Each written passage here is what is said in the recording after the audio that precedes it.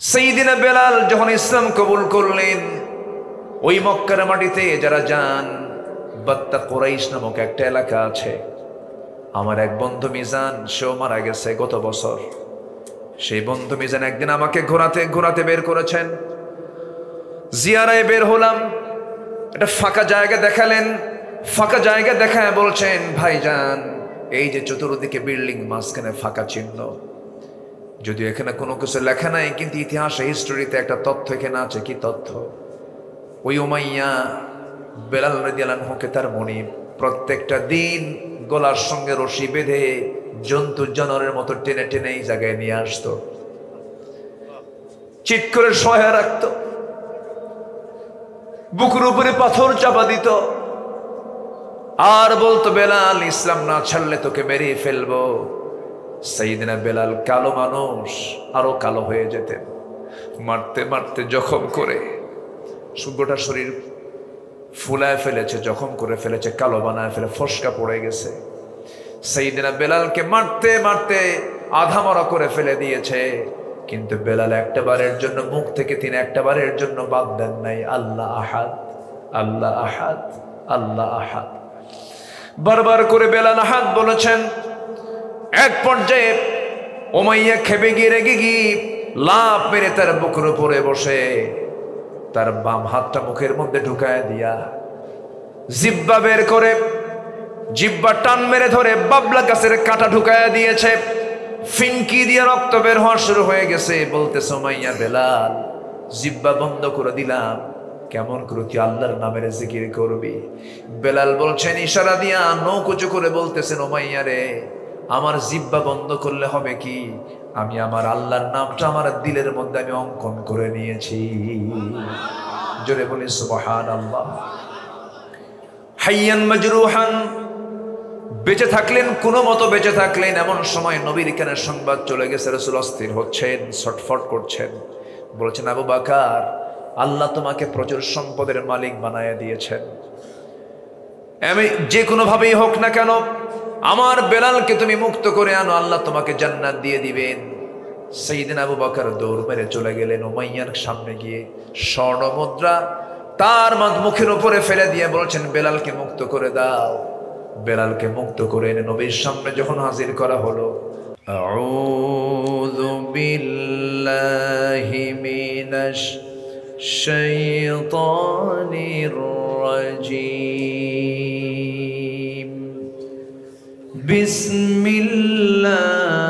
বিসমিল্লাহির রাহমানির রাহিম।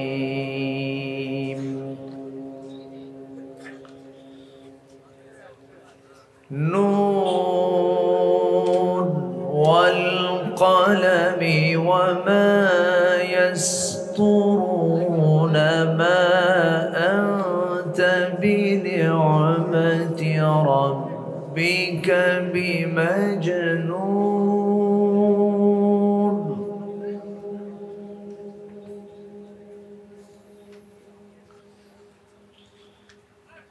وَإِنَّ لَكَ لَأَجْرًا غَيْرَ مَمْنُونٍ وَإِنَّكَ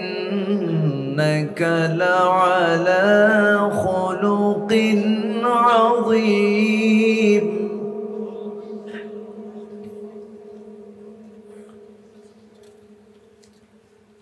فستبصر ويبصرون بأيكم المفتون.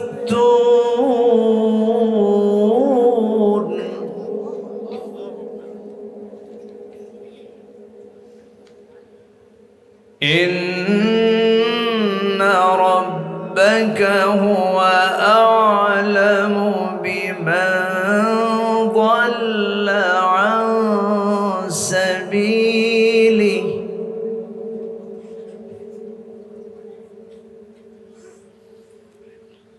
إن ربك هو أعلم بمن ضل عن سبيله وهو أعلم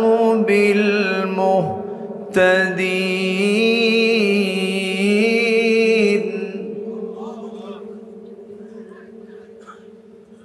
فلا تطع المكذبين ودوا لو تدهن فيدهنون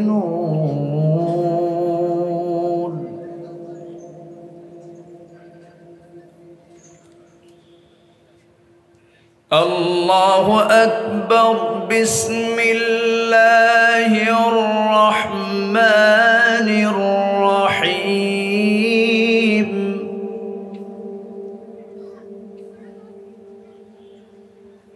إن الله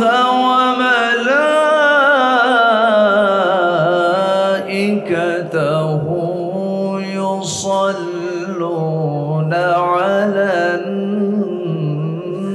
النبي يا أيها الذين آمنوا صلوا عليه وسلموا تسليما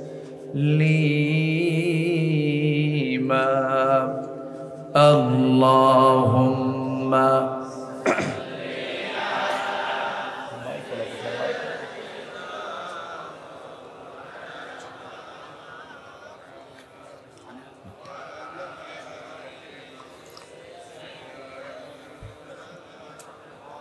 ইকো দরকার নেই, আমার কাম স্পষ্ট করে দেন, ইকো দরকার নেই। একটু মোহাব্বত দিয়ে নবীর প্রেমে মাতোয়ারা হয়ে জবান খুলে আওয়াজ দিয়ে সবাই বলুন আল্লাহুম্মা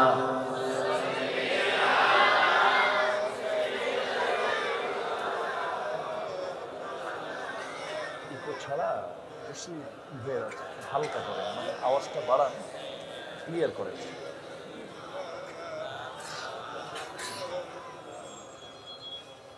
সবাই বলুন বালাগাল উলা বিকামালিহি কাশাফাত তুজা বিজামালিহি হাসানাত জামিউ খিসালিহি সাল্লু সিরাজুল মিল্লাত তুমহি ফখরে দো আলম দিলবারে মৌলা হো শরীফুল আম্বিয়া নসখা কুল আদিয়ান দিগর হো বলগল উলা بكماله كشف التجى بجماله حسنت جميع خصاله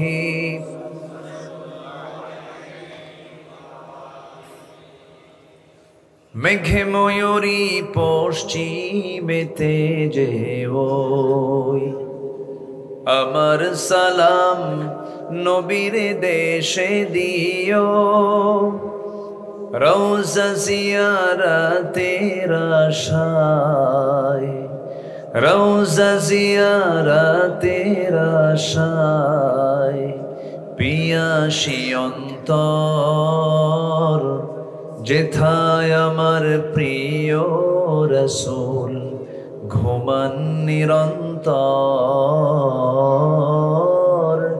যেথায় আমার প্রিয় নবী ঘুমান নিরন্তর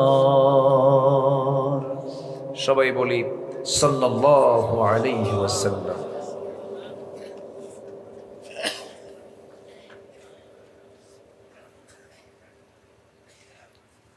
চট্টগ্রামের লোহাগাড়া উপজেলার পুটিবিলা ইউনিয়নের সরাইয়া তরুণ কাফেলা মাহফিল ইন্তেজামী কমিটি কর্তৃক আয়োজিত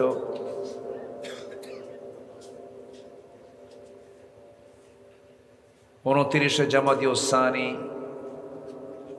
30 ডিসেম্বর অনুষ্ঠিত পঞ্চম বার্ষিকী সিরাতুন নবী সাল্লাল্লাহু আলাইহি ওয়াসাল্লাম মাহফিল সরাইয়া ইবতেদায়ী মাদ্রাসা মাঠে অনুষ্ঠিত। মহৎ আয়োজনের সম্মানিত সুযোগ্য সভাপতি বাজালিয়া হেদায়েতুল ইসলাম ফাজিল মাদ্রাসার সম্মানিত অধ্যক্ষ উস্তাজুল আসাতিজা মাওলানা নুরুল আলম হাফিজাহুল্লাহ, আজকের মাহফিলের সম্মানিত মেহমানবৃন্দ, বিশেষ করে কথা বলেছেন চুনতি হাকিমিয়া কামিল মাদ্রাসার সম্মানিত ভাইস প্রিন্সিপাল মাওলানা হাফেজ শাহে আলম সাহিব, প্রধান অতিথি পুঠিবেলা ইউনিয়ন পরিষদের সাবেক এক্স চেয়ারম্যান জনাব মোহাম্মদ ইউনুস সাহেব, উপস্থিত হাজারাত উলামায়ে কেরাম, ফদলায়ে ইজাম, সুশীল সমাজ, জাতির শ্রেষ্ঠ সন্তান শিক্ষক মণ্ডলী, জাতির বিবেক সাংবাদিক বৃন্দ, সামনে উপস্থিত দূরে কাছের বিভিন্ন স্থান থেকে ছুটে আসা কালেমার ঝান্ডাবাহী, তাওহীদের পতাকাবাহী, দ্বীন ইসলামের নরসারদুল বীর মুজাহিদ, প্রাণ প্রিয় সম্মানিত দ্বীনি ভাইরা, আড়ালে বসে আছেন শ্রদ্ধেয়া সম্মানিতা মা বোনেরা, আলোচনার সূচনায় আনুষ্ঠানিকতার মধ্য দিয়ে আমার পক্ষ থেকে আবারও দিল খোলা সালাম, আসসালামু আলাইকুম ওয়া রাহমাতুল্লাহি তাআলা ওয়া বারাকাতুহু। সবাই কেমন আছেন? ওনারা বেগুন কেন আছেন? আই গম আছি। আল্লাহ তাআলা আমাকে আপনার মতোই রেখেছেন, বলছি আলহামদুলিল্লাহ। ভালো মন্দ রাখার মালিককে বলুন তো? একটা সুস্থ মানুষকে মুহূর্তের মধ্যে অসুস্থ করতে পারেন তিনি কে? অসম্ভবকে সম্ভব করতে পারেন কে? অনস্তিত্ব থেকে অস্তিত্ব দিতে পারেন তিনি কে? মৃত্যুকে জিন্দা করতে পারেন কে? আবার জিন্দাকে মুহূর্তের মধ্যে মৃত্যু করতে পারেন কে? এই সকল কিছুর ক্ষমতা একমাত্র কেবলমাত্র শুধুমাত্র কার? সেই মহান রবের শানে বলছি আলহামদুলিল্লাহ। চিৎকার মেরে বলছি আল্লাহুম্মা ইন্নী আসআলুকা আল হুদা ওয়াত তুকা ওয়াল আফাফা ওয়াল গিনা। সবাই বলি আল্লাহুম্মা আইন্নি আলা যিকরিকা ওয়া শুকরিকা ওয়া হুসনি ইবাদাতিকা। আমরা আল্লাহ তাআলার শুকর আদায় করে নিলাম। সম্মানিত হাজিরিন, একটু উঠতে দেরি হয়েছে, মঞ্চে উঠতে একটু দেরি করে ফেলেছি। শেষ হতে যদি একটু দেরি হয় কষ্ট হবে? আমাকে সময় দেওয়া যাবে তো? জোরে বলি ইনশাআল্লাহ। সম্মানিত ভাই সব, আমি আলোচনার সূচনায় কোরআনে কারীমের গুরুত্বপূর্ণ একটি সূরা সূরাতুল কালাম থেকে, কলম মানে হলো মা ইয়াসতুরুন, নুন ওয়াল কলম মা ইয়াসতুরুন, কলম সেই কলম যা দিয়ে লেখা হয়। সূরাতুল কালাম থেকে আমি প্রথম দিকে কয়েকটা আয়াতে কারীম আমি তেলাওয়াত করেছি। আমাকে একটু বলতে বলা হয়েছে আমার রাসূলের বিপ্লবী জীবন থেকে কিছু কথা বলার জন্য। নবীর গোটা জীবনটাই তো ছিল বিপ্লবের। রাসূলকে বসেছিলেন, বিপ্লব মানেই তো নড়াচড়া, একটা পরিবর্তন করা, চেঞ্জ করা। রাসূল পৃথিবীতে এসেছিলেন তার আসার উদ্দেশ্য কি? পৃথিবীর সকল তন্ত্রমন্ত্রকে পরাজিত করে সকল ইজমের উপরে কার দিন বিজয়ী করা? কার দিনকে বিজয়ী করা? আল্লাহর দিনকে বিজয়ী করার জন্য আল্লাহ পাক তাকে এই দুনিয়াতে পাঠিয়েছিলেন। সম্মানিত ভাইয়েরা, সাবজেক্টকে সামনে রেখে কিছু কথা আমি বলবো। এটা সময় দিতে হবে শেষ পর্যন্ত। আমাকে সময় দিবেন তো? জোরে বলি ইনশাআল্লাহ। আপনাদের উপজেলার নাম কি? লোহা গাড়া, মানে কি গাড়ে? লোহা গাড়া। আচ্ছা, লোহাই গাড়েন আপনারা না? এ তো বিশাল ব্যাপার। দুর্বল কোনো জিনিস আপনারা গাড়েন না, তাই না? বাঁশ গাড়া, বাঁশ তো উই পোকা খেয়ে ফেলে, কিন্তু লোহা গাড়া মানে কিন্তু বিশাল ব্যাপার তো, যা মজবুত। এবং আপনাদের এই থানার নামে একটা সূরাও আছে, সূরাতুল হাদিদ। সূরাতুল হাদিদ মানে কি? লোহা। ফিহি বাসুন শাদীদু ওয়া মানাফিউ লিন-নাস, যাতে রয়েছে প্রচন্ড শক্তি। তাহলে এই থানার কি কোনো দুর্বলতা আছে? লোহা গাড়া। ফিহি বাসুন শাদীদুন, যে লোহা গাড়ায় আছে প্রচন্ড শক্তি। থানার তফসিরটা হয়ে গেল নাকি? উপজেলার একটা ব্যাখ্যা হয়ে গেল। তাহলে এই এলাকায় কোনো দুর্বল কোনো লোক থাকা যাবে, লোহার মতো হতে হবে। কিসের মতো? ইস্পাত কঠিন বলে না? ইস্পাত কঠিন সিদ্ধান্ত বলে না? হ্যাঁ, লোহা। লোহা কে দিয়েছেন? আসতে বলবেন না, কে দিয়েছেন? পৃথিবীর কেউ কি লোহা বানাতে পারে? লোহা কার দেওয়া?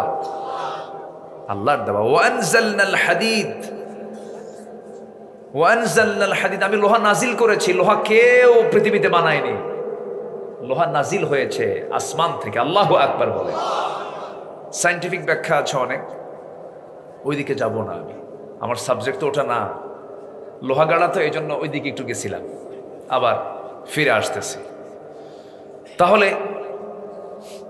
আমি যেখান থেকে কথা বলা শুরু করেছি সেখানে সরাসরি আমি চলে যাচ্ছি।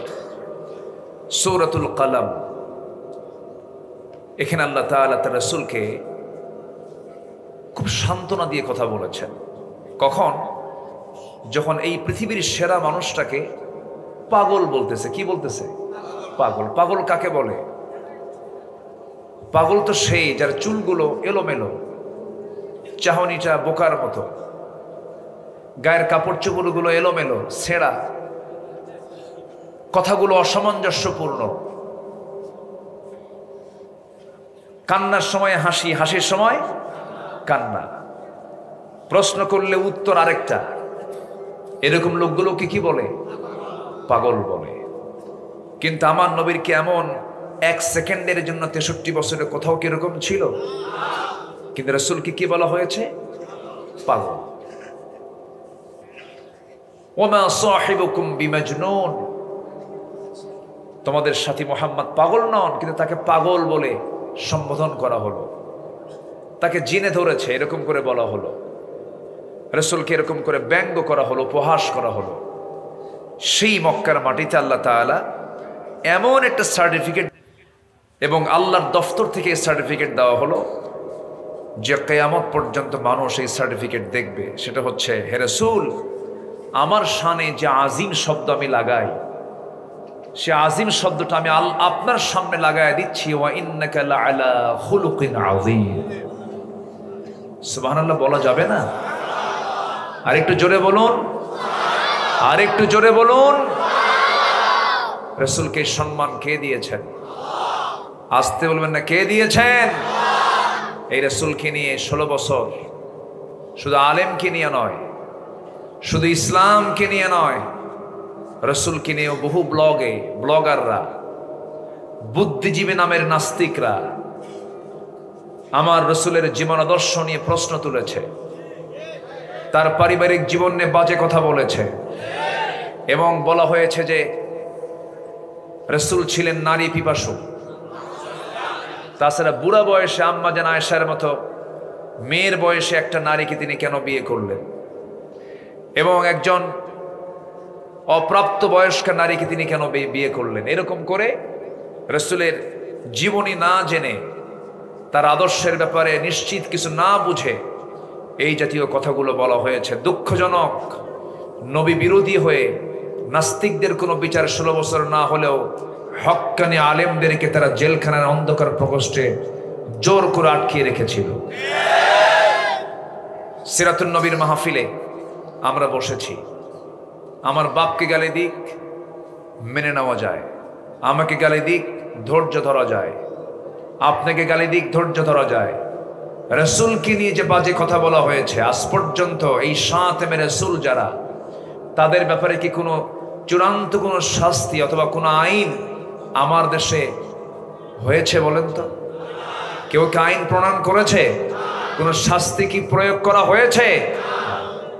সিরাতুন নবীর মাহফিল থেকে আমরা সুস্পষ্ট ভাষায় প্রথমেই জানান দিতে চাই, সকল শাস্তি নিশ্চিত করার আগে শাতিমে রাসূল যারা, রাসূলকে নিয়ে যারা কটূক্তি করেছে, বাজে কথা বলেছে, অবিলম্বে তাদেরকে গ্রেফতার করা হোক। তাদেরকে গ্রেফতার করা হোক। কেন? এই পৃথিবীর সবার উপরে যে মহামানবের সম্মান আল্লাহ নিজে দিয়েছেন, যার পরে, আল্লাহর পরে যার স্থান, তিনি হচ্ছেন মুহাম্মদুর রাসূলুল্লাহ। তার সম্মানহানি যারা করেছে, চুল পরিমাণ কোনো ছাড় দেওয়ার কোনো সুযোগ নাই। ঠিক কিনা? সম্মানিত বন্ধুগণ, একটা পরিবেশ ফিরে পেয়েছি, আমরা কথা বলতে পারি। এখন কথা বলার একটা সুযোগ পেয়েছি। দীর্ঘ 12 বছর এই লোহাগাড়ার কোথায় যেন একটা মাহফিল ছিল আমার। কি একটা ক্লিনিক আছে লোহাগাড়ার, ভুলে গেলাম। হ্যাঁ, না, লোহাগাড়ার একটা ক্লিনিক আছে, হসপিটাল। হ্যাঁ, মামনি না, মামনি আছে না? হ্যাঁ, ওটার মালিক যেন কে? কাশেম ভাই। হ্যাঁ, তো মাহফিল ছিল তার আশেপাশেই কোথায় যেন। মাহফিলে উঠলাম, কিরামুন কাতিবিন হাজির হয়ে গেল।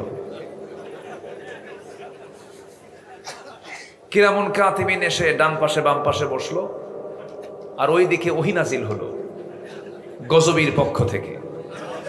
বোঝেন নাই? হ্যাঁ। সম্মানিত বন্ধুগণ,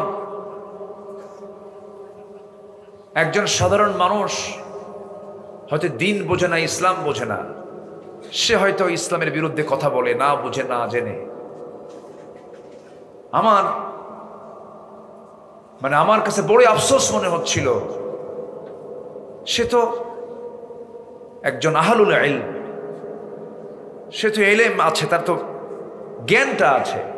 মানুষ এত বড় জ্ঞান পাপী হয়? কোরআনের মাহফিলে পুলিশ পাঠায় দিল, হামলা করলো, কমিটির কিছু ভাইদেরকে তারা ধরে নিয়ে চলে গেল। আমাকে কমিটি কোনোভাবে সেখান থেকে আমাকে একটা সাইড করে ঢাকার দিকে পাঠায় দিয়েছে। তো এই যে এই অপরাধগুলো তারা করেছে, আল্লাহকে ধরে না? আস্তে, আল্লাহকে ধরেন না? আল্লাহ কি পাকড়াও করেন না? ইন্না বাতশা রাব্বিকা লাশাদীদ, লাশাদীদ। আমার আল্লাহর ধরা সবচাইতে বড় ধরা, ধরলে ছাড়েন না। দুনিয়ার আদালত, দুনিয়ার প্রেসিডেন্ট, রাষ্ট্রীয় ক্ষমা কোন আসামিকে করতে পারে, কিন্তু আমার আল্লাহ যদি কাউকে ধরেন, আমার আল্লাহর চাইতে জব্বার, তার চাইতে কাহার, তার চাইতে কঠোর পৃথিবীর কেউ হতে পারে না। ধরেন নাই? আস্তে কয়, ধরেন নাই? ধরতে লেগেছে 16 বছর। কত বছর? 16 বছর। আর ফেরাউনকে আল্লাহ ধরেছেন 1600 বছর পর। সংখ্যার মিল দেখছেন? সংখ্যার কি মিল পাইছেন? 1600 বছর হলো ফেরাউন বেঁচে ছিল পৃথিবীতে, আল্লাহ ধরেছেন 1600 বছর পরে ফেরাউনকে। মৃত্যুর কিছু আগেও ফেরাউন টের পায় নাই যে আমার এই পতনটা আমার, এই দরিয়ায় আমার মরণটা হবে, সে টেরই পায় নাই। এদিকে আল্লাহ পয়গম্বর মুসাও টের পান নাই। উনি বলতেছেন, আল্লাহ তুমি কি দেখো না চতুর্দিকে ফেরাউন কি করতেছে আমারে, সব দিকে সেনাবাহিনী, ওর সামনে দৌড়িয়া করবো কি, তাড়াতাড়ি হেল্প করো। আল্লাহ বলছেন, মুসা এত অস্থির হও কেন, আমার সাহায্য আসবে না? কোনো কথা নাই, একটা না দরিয়ার মধ্যে 12টা বাড়ি মারো তোমার লাঠি দিয়া। কয়টা বাড়ি? 12টা। একটা রাস্তা হয়নি, 12টা রাস্তা হয়েছে। মেইন রোড তো হয়েছে, বাইপাস আরো 11টা। কি কথা কি বুঝতেছেন? বাইপাস সহ মোট কয়টা? 12টা রাস্তা। উনি ওনার সাথী সহ এপার থেকে ওপার চলে গেলেন। হামান ও ফিরআউনা ওয়া হামানা ওয়া জুনুদাহুমা, ফেরাউন এবং হামান। ওই হামান বলতেছে, ফেরাউন চিন্তা নাই, দেখি আমি একটু দেখে আসি ওরা কেমনে পার হলো। ঘোড়া এবার এপার থেকে ওপার দাবড়াইয়া দিল, কোনো সমস্যা নাই। আবার আসলো, কোনো সমস্যা নাই। বলল, বস রাস্তা ক্লিয়ার। আল্লাহ কয়, তোরে তো ধরবো একটু পরে, তোরে পরে ধরবো, আগে বড়টারে ধরবো। পার হয়েছে, ধরেছেন আল্লাহ কয়দিন? ফেরাউনকে ধরছেন কয়দিন? একদিন। অসুখও হয় নাই, জ্বর কাকে বলে তাও টের পায় নাই। কিছু কিছু লোক আছে বলে, হুজুর আমি খুব রহমত প্রাপ্ত বান্দা, আমার কোনো অসুখ বিসুখ নাই। মনে মনে কই ফেরাউনের খাসলত কিছু আছে। অসুখ বিসুখ হওয়া ভালো। আজকে আমি মঞ্চে আসতে নিয়ে দেখি আমার কোমর নড়ে না, হঠাৎ করে কোমরটা জাম হয়ে গেছে, অতিরিক্ত জার্নি করা হয়। তখন মনে হলো, আল্লাহ তুমি কি না পারো, সব তো পারো। সুস্থ মানুষকে মুহূর্তের মধ্যে অসুস্থ করতে পারেন তিনি কে? আল্লাহ। ফেরাউনকে পানিতে চুবায়া মেরেছেন। সেদিন এক মাহফিলে এই কথা বলতে নেই, সামনে থেকে এক বেচারি বলে, হুজুর ওটা ছিল পুরুষ ফেরাউন আর এটা ছিল লেডিস ফেরাউন। কি করে নাই সে? সবই করেছে। একজন কিংবদন্তি আল্লামা সাইদির জীবন নিয়ে কি খেল তামাশা করেছে। তোমরা জেলটা দিলা, জেলে থাকুক না উনি, আর কি করবা তুমি বলো? এতই জিদ তোমার? তাকে দিল্লির প্রেসক্রিপশনে বিষ প্রয়োগ করে হসপিটালে হত্যা করা হয়েছে, ঠিক কিনা বলেন? আমরা আধিপত্যবাদের সকল প্রকার ষড়যন্ত্র থেকে আমরা এখন মুক্ত হয়েছি, বলি আলহামদুলিল্লাহ। জোরে বলি আলহামদুলিল্লাহ। এখন আর দিল্লির প্রেসক্রিপশনে চলবে না, এখন ঢাকা দিয়ে দেশ চলবে, ঠিক কিনা? আল্লাহ কবুল করুন, আল্লাহ কবুল করুন। জোরে বলি আমিন। সম্মানিত ভাইয়েরা, আমাকে সময় দিচ্ছেন তো? কারো কোনো সমস্যা নাই? জোরে বলি ইনশাআল্লাহ। যেখানে লোহা আছে কিসের সমস্যা আছে? কোনো সমস্যা নাই। জোরে বলি ইনশাআল্লাহ। লোহা দিয়ে সবই হয়। লোহা দিয়া, লোহা ছাড়া কিছু চলে বলেন তো? এই যে কি, এর মধ্যে কি আছে? ওই যে কি, কি আছে বলেন? এই যে এর মধ্যে কি আছে? লোহা আছে। পৃথিবীতে এমন কিছু নাই লোহা গাড়া ছাড়া উপায় নাই, বলি আলহামদুলিল্লাহ। এবং লোহা গাড়ার মানুষ ছাড়া উপায় নাই। মক্কা যাবেন লোহা গাড়া, মদিনা যাবেন লোহা গাড়া, মঙ্গল গ্রহে যাবেন লোহা গাড়া, সাতকানিয়া লোহা গাড়া। কোথায় যাবেন আপনি? গোটা পৃথিবীতে আপনাদের রিজিক আল্লাহ পাক ছড়িয়ে রেখেছেন, বলি আলহামদুলিল্লাহ। লোহাগাড়ার মানুষ কোথায় যে ব্যবসা করতেছে? আরবরা পারে না, লোহাগাড়া পারে, সাতকানিয়া পারে, বলি আলহামদুলিল্লাহ। গোটা জমজম, সাফোয়া, দাল্লা তাইয়্যিবা সব টাওয়ার সাতকানি লোহাগাড়ার দখলে। হ্যাঁ, ভাবতেছেন হুজুর খবর রাখে না? বলি আলহামদুলিল্লাহ। এই নিয়ামতগুলো কে দিয়েছেন? আসতে বলবেন না, কে দিয়েছেন? আল্লাহ দিয়েছেন। মদিনাকে বুকে নিয়ে লোহাগাড়ার মানুষ থাকে, মক্কার কাবাকে বুকে নিয়ে এই লোহাগাড়ার সাতকানিয়ার মানুষ থাকে। এটা বিশাল বড় নিয়ামত তো এটা। আলহামদুলিল্লাহ, আল্লাহ আপনাদের সকল কিছুতে বারাকা বাড়ায়া দেন, জোরে বলি আল্লাহুম্মা আমিন। এর মধ্যে যে কিছু দুষ্টা বুঝেল কেমনে আসলো বুঝলাম না। সম্মানিত ভাইয়েরা, তাহলে আমার নবীজি কি পাগল ছিলেন? তিনি কি ছিলেন? গোটা পৃথিবীর ভিতরে এক নম্বর একজন ব্যক্তিত্ব সম্পন্ন মানুষ ছিলেন। বলি আলহামদুলিল্লাহ। আমার নবীর শান কত, আমার নবীর মান মর্যাদা কত, আমার নবীকে আল্লাহ রাব্বুল আলামিন কত সম্মান দিয়েছেন। নবীজির জন্ম হলো, আবু তালেব একদিন স্মৃতিচারণ করতে নিয়ে বলছেন, ভাতিজা মুহাম্মদ, আজকে তুমি নবী হয়েছ। যখন তুমি নবী ছিলে না, শিশু মুহাম্মদ যখন ছিলে, আমি তোমাকে একদিন দেখার জন্য তোমাদের বাড়িতে গেলাম। তোমাদের বাড়িতে যাওয়ার পরে লক্ষ্য করে দেখি আকাশে চাঁদনি রাতে তোমার মা তোমাকে শোয়ায় রেখেছেন। তুমি নড়াচড়া করতেছ, কিন্তু তোমার মা তোমাকে কোলে নেন না। তুমি একাকী সেখানে শুয়ে আছো। আকাশের চাঁদ, তার নিচে তোমার মাকে আমি দেখলাম, তোমার মা কান্নাকাটি করতেছে। তুমি 3 দিনের শিশু। আমি তোমাকে দেখতে গিয়ে একটা আশ্চর্য জিনিস দেখলাম, কতটুকু সত্য জানি না। সিরাত গ্রন্থে এসেছে, আবু তালেব বলছেন, মুহাম্মাদের আমি দেখতে পেলাম তোমার হাত যখন বাম দিকে যায়, ডান হাতটা, আকাশের চাঁদটা ডান থেকে বাম দিকে যায়। তোমার হাতটা বাম থেকে যখন ডান দিকে যায়, আকাশের চাঁদটা ডান দিকে যায়।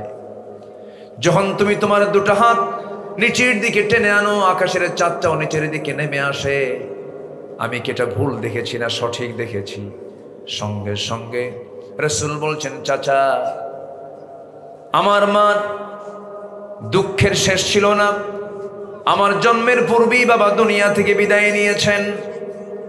আমার মার চোখের পানি বন্ধ হয় নাই, কারণ আমার জন্ম নেওয়ার পর আমার মার বড় শখ ছিল সন্তানকে স্বামীর কোলে উঠায় দেব। স্বামী তো দুনিয়া থেকে বিদায় নিয়েছেন। আমাকে মা যখন কোলে নিতে যান, স্বামীর কথা বারবার মনে হয়ে যায়, চোখে পানি চলে আসে। আমার মা আমাকে কোলে নিতেই পারছিলেন না, আমাকে শোয়ায় রেখেছেন আকাশের চাঁদনি, আকাশের নিচে। আমি একাকী ছিলাম। সেই জন্য আল্লাহ রাব্বুল আলামিন আমার সেই অসহায়ত্বের দিকে তাকায়া আমার সময়টাকে কাভার করার জন্য মহান রাব্বুল আলামিন সেই সময় আকাশের চাঁদটা আমার জন্য আল্লাহ রাব্বুল আলামিন খেলনা বানায়া দিয়েছিলেন। জোরে বলি সুবহানাল্লাহ, আরো জোরে বলি সুবহানাল্লাহ। নবীজির এই নখের ইশারায় আকাশের চাঁদ 2 ভাগ হয়ে গেছে। সুবহানাল্লাহ বলবেন না? ইনশাক্কাল কমর। নবীজি শুধু নখটা উঁচু করেছেন, আকাশের চাঁদ 2 ভাগ হয়ে গেছে। কত সম্মান, কত মর্যাদা আল্লাহ পাক রাসূলকে দান করেছেন। সেই রাসূল পৃথিবীতে আসার পরে তিনি কি ভালো করে একটা রাত কি আরামে কাটাতে পেরেছেন? না। নবুয়ত জিন্দেগীর 23 বছর, 13 বছর মক্কায় মার দিয়েছেন না মার খেয়েছেন? মার খেয়েছেন। আর বাকি 10 বছর যখন মক্কায় ছিলেন, বলেন মার খেয়েছেনও দিয়েছেনও। তাহলে মায়ের খাওয়াও সুন্নাত, আসতে কয় মার দেওয়াও সুন্নাত শিখিয়েছেন মুহাম্মদ সাল্লাল্লাহু। রাসূল কি তরবারি হাতে নেন নাই? সাউন্ডগুলো আপ ডাউন হচ্ছে, বক্সের আওয়াজ যেন আমার কানে অ্যাকিউরেট যেন সব সময়ের জন্য থাকে। আপ ডাউন হচ্ছে, তো সাউন্ডগুলো একদম ক্লিয়ার করেন। সম্মানিত ভাইয়েরা, তাহলে শুধু মায়ের খাবো তা না, সুযোগ এসেছে আমাদের এখন মায়ের দেওয়ারও, ঠিক কিনা? মায়ের দেওয়ার সুযোগ এসেছে। অনেক অত্যাচার করেছে তারা। এই 16 বছর কতবার যে আমারে ধরে নিয়ে গেছে মঞ্চ থেকে আল্লাহ জানে। মাহফিল শেষ, আমি নাই, বলে হুজুর চলেন চলেন। আমাকে লক্ষ্য করে গুলিও করা হয়েছে। পাবনার দই বাজার অর্থাৎ মেইন পয়েন্ট, আমাকে লক্ষ্য করে গুলি করা হলো, মঞ্চে আগুন ধরিয়ে দেওয়া হলো। সেখানকার মাহফিল কমিটির সেক্রেটারিকে সেখান থেকে একদম মঞ্চ থেকে তাকে গ্রেফতার করে জেলখানায় পাঠায় দিল। 3 দিন পরে শুনি সেখানে একটা মামলা হয়েছে, সেই মামলার 1 নম্বর আসামি আব্দুল্লাহ আল আমিন। কি কথা কি বুঝতেছেন আপনারা? এই নাটকগুলো তারা করেছে। সম্মানিত বন্ধুগণ, 2018 সালে কোনো কারণ নাই বাড়িটা ঘেরাও করলো, ঘেরাও করে আমারে ধরে নিয়ে থানায় নিয়ে ওসির সামনে বসায় দিল। ওসি সাহেব আমারে দেখে কান্দে। বললাম আপনি কান্দেন কেন? ধরে আনছেন আবার কান্দেন কেন? বল হুজুর কি বলবো, ভাল লাগতেছে না, আপনারা কি কষ্ট দিচ্ছি, আপনাকে খুব ভালোবাসি, আমি আপনার ওয়াজ শুনি, আমার ফ্যামিলি আপনার ভক্ত, কিন্তু উপায় নাই তো হুজুর, চাকরি বাঁচান তো ফরজ। বললাম ইমান বাঁচান তো নফল। বুঝলেন নাই? মামলা টামলা দিয়া বললো একটু যান, জেল থেকে ফিরে আসেন, নির্বাচন পর্যন্ত থাকতে হবে। চলে গেলাম। জেলখানার প্রধান গেট দিয়ে ঢুকতেছি, সামনে এক মুরব্বী, 80 থেকে 85 বছর বয়স। তো আমাকে দেখে লম্বা একটা সালাম দিয়ে বললো, হুজুর আপনি জেলখানায় ঢুকছেন, খুব খুশি হলাম। আমি তো আশ্চর্য হয়ে গেলাম যে এটা কেমন কথা। আমার বললাম আপনি খুশি হলেন কেন? বলতেছে যে হুজুর মাহফিলে যাই, ওয়াজ শুনতে বসি অনেক দূরে, কত শখ হয় যে একটু আপনার সঙ্গে মুসাফা করব, একটু মোয়ানাকা করব, কিন্তু এই সুযোগ আমার কপালে হলো না কোনোদিন। আপনি এত কাছে আসছেন, থাকেন জেলখানায়, খুব ভালো। তো আমি হাসলাম। তো বললাম আপনি জেলখানায় কেন এই বুড়া বয়সে? নাতিপুতি থুয়া জেলে ঢুকছেন কেন? কি করলেন আপনি? কার বলেন না হুজুর, বোমা হামলা, বোমা হামলা। 85 বছরের বুড়ার হাতে যদি বোমা দেওয়া হয়, বোমা কি লক্ষ্যে পড়বে না ওনার মাথায় পড়বে?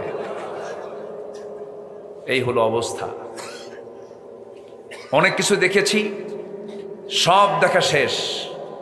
আমরা আগামীর দেশ দেখতে চাই, কোরআনের দেশ। সব দেখা শেষ, আগামীর দেশ আমরা দেখতে চাই ইসলামের দেশ, কোরআনের দেশ। রাজি আছেন কারা কারা? হাত উঁচু করে দেখান মুসলমান।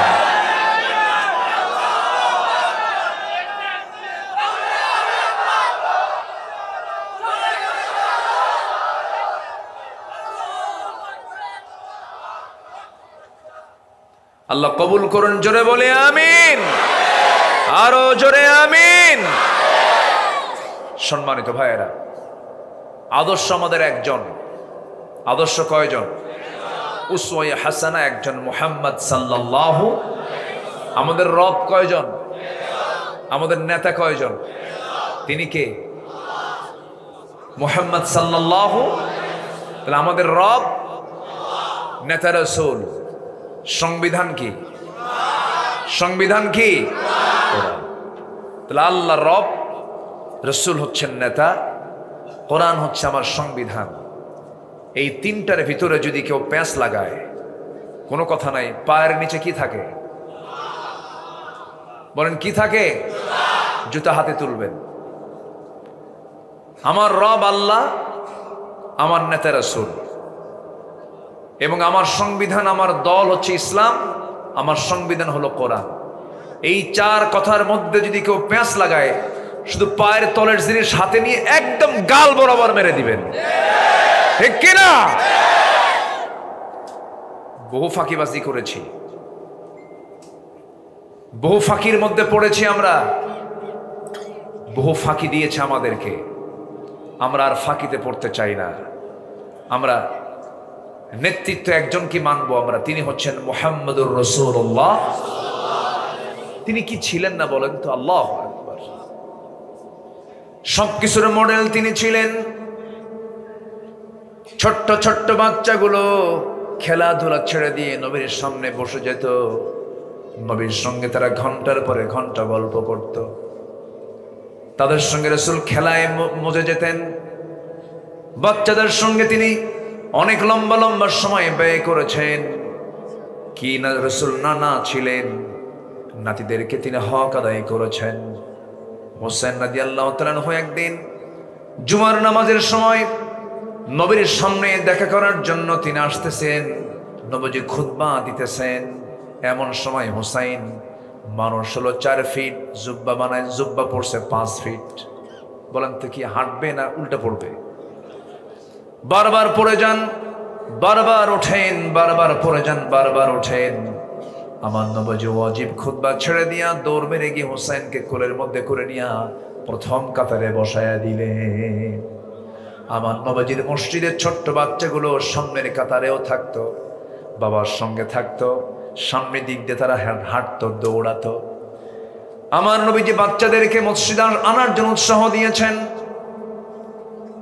বাচ্চা সবার আগে মসজিদে চলে আসবে, বাচ্চার বাবা যখন আসবে বাচ্চারাও সাথে আসবে, কেউ ঘাড়ে উঠবে, কেউ কেউ কোলে উঠবে, সবগুলোকে একসঙ্গে নিয়ে মসজিদে চলে আসবেন। ওরা কিচিরমিচির আওয়াজ করবে, ওরা হাসবে, ওরা কাঁদবে, নামাজের পরিবেশ দেখবে, ইমাম কেমন করে নামাজে দাঁড়ায় যান, কেমন করে শৃঙ্খলাগুলো হয়, সময়ের জ্ঞান তারা শিখবে। একটা নামাজ থেকে একজন মানুষ যদি শিক্ষা অর্জন করতে পারে, সে হবে পৃথিবীর মধ্যে সবচাইতে একজন মুআদ্দাব মানুষ, আদবওয়ালা মানুষ। জোরে বলে সুবহানাল্লাহ। নেতৃত্ব শিখবে, সব কিছু শিখবে নামাজে। কিন্তু দুঃখজনক হলো সত্য, কিছু বুড়ো চাচা আমার দেশে আছে, মসজিদে কোনো বাচ্চা ঢুকতে নিলে চোখ গরুর মতো বানায়। আছে কিনা বলেন? কিন্তু চাচা ওই বয়সে নামাজ পড়ছেন কিনা সন্দেহ। কি ঠিক কিনা? ওই বয়সে চাচা নামাজ পড়ছে কিনা সন্দেহ। ছোট্ট ছোট্ট বাচ্চা দেখলেই কিছু চাচা আছে, মানে এমন রাগ, মানে তার চোখ দেখেই বাচ্চারা ভয় করে, লাঠি দেখায়, শর্ট তাড়াতাড়ি বের হয়ে যায়। কিন্তু আমার নবীজি তা বলেন নাই। আমার নবীজি রুকুর মধ্যে চলে গেছেন, হুসাইন রাদিয়াল্লাহু তাআলা আনহু নবীজির ঘাড়ে গিয়ে বসেছেন। আমার নবীজি সেজদা থেকে মাথা ওঠান নাই, তাসবির পরিমাণ বাড়ায়া দিয়েছেন।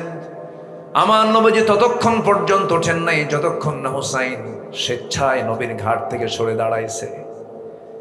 তিনি যখন সরে দাঁড়াইছেন 49 বার তিনি বলেছেন সুবহান রাব্বিয়াল আযীম, সুবহান রাব্বিয়াল আলা। স্বেচ্ছায় তিনি দাঁড়ায় গেছেন। আমার নবীজি সেজদা থেকে উঠে দাঁড়াইছেন। আমার নবীজি ছোট্ট বাচ্চাদেরকে কষ্ট দিতেন না। সালাম শেষ করে বলছেন, হুসাইন তুমি আমার সেজদা অবস্থা আরো যদি সময় থাকতো, আমি ততক্ষণ পর্যন্ত আল্লাহর তাসবিহ জপতাম, আমি তোমাকে মানা করতাম না। জোরে বলি সুবহানাল্লাহ। নাতিদেরকে রাসূল সময় দিয়েছেন, গল্প করতেন। একদিন গল্প করতে করতে আমার নবীজি মসজিদে নববীর ভিতরে হুসাইনকে কোলের মধ্যে নিয়ে গল্প করছেন। সিরাত গ্রন্থে যদিও দুর্বল, রাওয়ায়াতটা দুর্বল।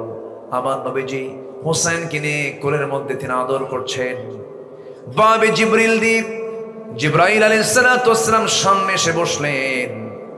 মাঝে মাঝে তিনি মানুষের আকৃতি নিয়ে সামনে আসতেন, কালো কেশওয়ালা এবং উজ্জ্বল চেহারা, সুন্দর চেহারার আকৃতি নবীর সামনে বসে গেছেন। হুসাইন কোলের মধ্যে বসা। রাসূল বলছেন, না না, আমার সামনে কি এসে বসলো, তুমি তাকে চিনো নাকি? মুস্কি হাসি মেরে বলছেন, না না, এই লোকটা মাঝে মাঝে আপনার কাছে আসে, কিন্তু কেমন যেন মনে হয়। কেন, কি হয়েছে? মাঝে মাঝে এই লোকটা আপনার কাছে আসে, কিন্তু আমার কাছে মনে হয় অন্যান্য সাহাবী একরকম, এই সাহাবী ভিন্ন রকম। কেন? কোন সাহাবী আপনার কাছে খালি হাতে আসে না। খেজুর নিয়ে আসে, আঙ্গুর নিয়ে আসে, উটের দুধ নিয়ে আসে, কত কি নিয়ে আসে, কিন্তু এই লোকটা মাঝে মাঝে আপনার কাছে আসে, কোনো হাদিয়া নিয়ে আসে না। কৃপণ মার্কা সাহাবী। আমার নবীজি মুস্কি মুস্কি হাসি মেরে চোখের ভাষায় বলছেন, জিবরাইল আমার নাতি যারে ধরে ছাড়ে না। আমার নবীজি চুপ করে আছেন। আল্লাহ বলছেন, জিবরাইল আমার প্রিয় দোস্তের প্রিয় নাতি হোসেন যখন শখ করিয়ে ফেলেছে, তোমার পকেট থেকে কিছু খসায়া ছাড়বে, পকেটের মধ্যে হাত দাও। পকেটের মধ্যে জিবরাইল হাত দিলেন, আঙ্গুরের ছড়া বের হলো, নবীর সামনে ঝোলায় রাখলেন। রাসূল বলছেন, ও নানা, কে বলেছে কৃপণ লোক, দেখো তো তোমার জন্য কি সুন্দর টসটসা আঙ্গুর নিয়ে এসেছে। এবার হুসাইন বলছেন, না এতক্ষণ ভাবছিলাম সাধারণ কৃপণ, এখন দেখি মারাত্মক কৃপণ। কেন? পকেট আঙ্গুর থুয়ে আঙ্গুর বের করে না। সুবহানাল্লাহ বলবেন না? নবীজি স্ত্রীদের সঙ্গে সময় দিয়েছেন। বিশ্বনবী তার আসন থেকে স্ত্রীদের হক আদায় করেছেন। নবীজি আম্মা জান আয়েশা বলেন, উহুদ যুদ্ধের দিন আমার নবীজি যুদ্ধের ময়দানে যুদ্ধ চালাচ্ছেন দিনের বেলা, ক্লান্ত রাসূল, প্রচন্ড শক্তি প্রদর্শন করতে হচ্ছে, পানি শূন্যতা বিরাজ করছে, সাহাবা কেরাম রক্তাক্ত হচ্ছেন।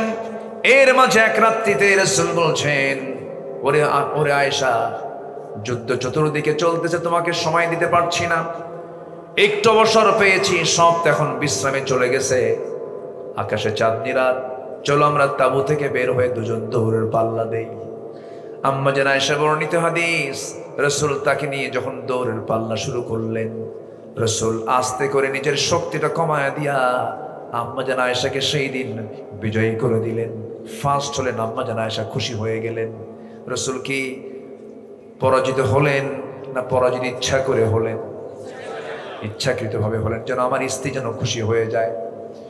আম্মা জান আয়েশা বলেন, আমার শরীরটা সেদিন সে রাত্রে সেই সময় আমার শরীরটা চিকন ছিল, দৌড় মেরে আমি ফার্স্ট হয়ে গেলাম। বহুদিন পর একদিন রাসূল বলছেন, মদিনার মাটিতে বলছেন, আয়েশা সেই রাত্রে তুমি আমাকে হারিয়ে দিয়েছো, আজকে দেখি কে পারে। মদিনার মাটিতে সেদিন আসল দৌড় মারলেন। কি দৌড়? কি দৌড় বলেন? আর সেই রাত্রে মেরেছিলেন কিসের? কি দৌড়? নকল দৌড়। রাতের বেলা নকল দৌড় মেরেছিলেন, কিন্তু পরের দিন আসল দৌড় মারলেন। এক দৌড়ে রাসূল ফার্স্ট হয়ে আমার নবীজি মুখটা ঘুরায় নিয়ে বলছেন, আয়েশা সেই রাতের পরাজিত হওয়ার জবাব আজকে আমি বিজয়ী হয়ে দিয়ে দিলাম। জোরে বলি সুবহানাল্লাহ, আরো জোরে বলি সুবহানাল্লাহ। আমার নবীজি প্রেম শিখিয়েছেন, স্ত্রীর সঙ্গে কেমন করে খুনসুটি করতে হয় তাও শিখিয়ে দিয়েছেন। আমার নবীজি নবীর আসন থেকে সবার হক আদায় করেছেন। আমার বন্ধুগণ, সেই জন্য প্রেমটা হবে বিয়ের আগে না বিয়ের পরে? ভালো করে রাখো যুবকরা, ভালো করে রাখো। প্রেমটা হবে কি বিয়ের আগে না বিয়ের পরে? এখন প্রেম হয় কখন? সবার জীবনে প্রেম আসে, তাই তো সবাই ভালোবাসে। ওরে বাপরে ভাই, বাংলাদেশের সিনেমার গান, সবার জীবনে প্রেম আসে, তাই তো সবাই ভালোবাসে। প্রেম হবে, মোহাব্বত বিনিময় হবে বিয়ার আগে, ইজাব কবুল হওয়ার আগে না পরে? পরে। আর আগে আমার দেশে আগেই প্রেম চলে আসে। সেই প্রেম ট্রেম কইরা সব মজা নেওয়া শেষ বিয়ার আগেই। বিয়ার পরে আর কোনো মজা থাকে না, খালি কিলাকিলি হয় আর ঘুষাঘুষি হয়। আমি কি ভুল বলতেছি? আমি কি ভুল বলতেছি? এই নোংরামিগুলো যুবকরা করা যাবে না। তোমার হাতে এখন আগামীর বাংলাদেশ হাতে উঠবে, ঠিক কিনা? তোমার চরিত্র হতে হবে বিশ্বমানের।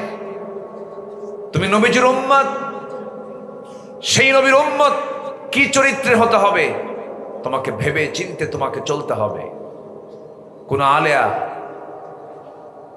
কোন লাইলি যেন তোমাকে ইমান হারা না করতে পারে।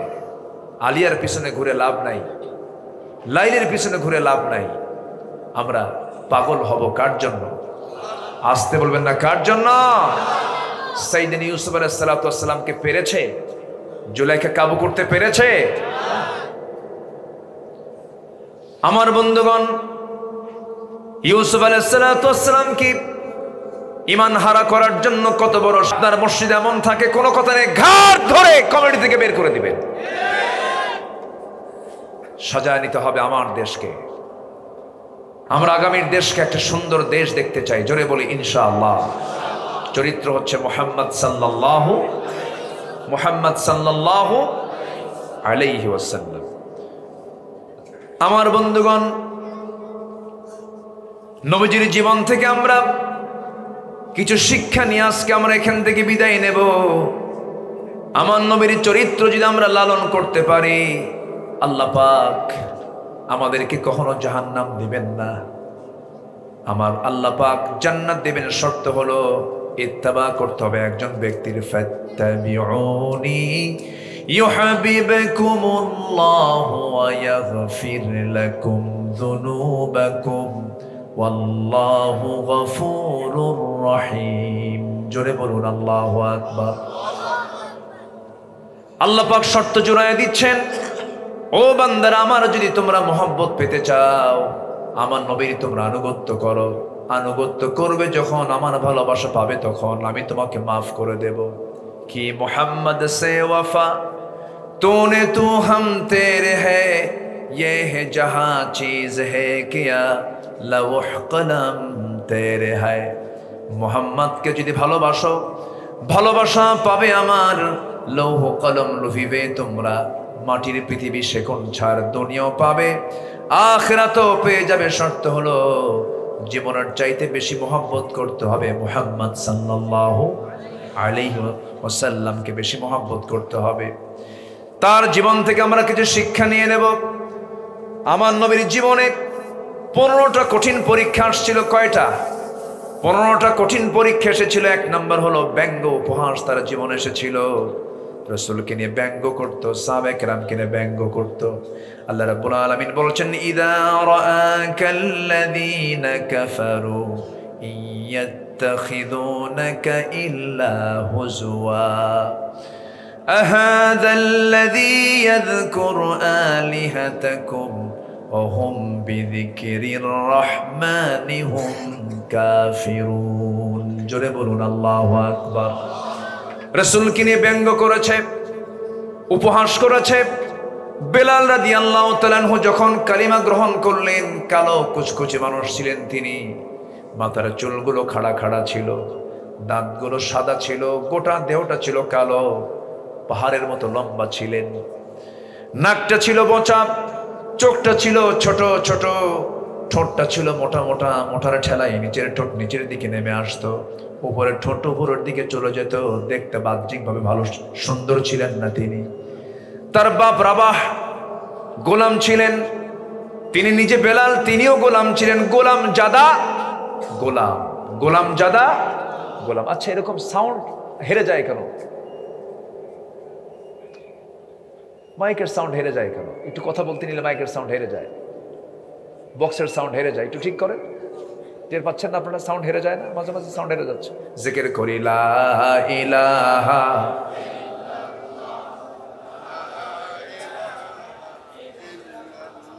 আরো জোরে লা ইলাহা, লা ইলাহা,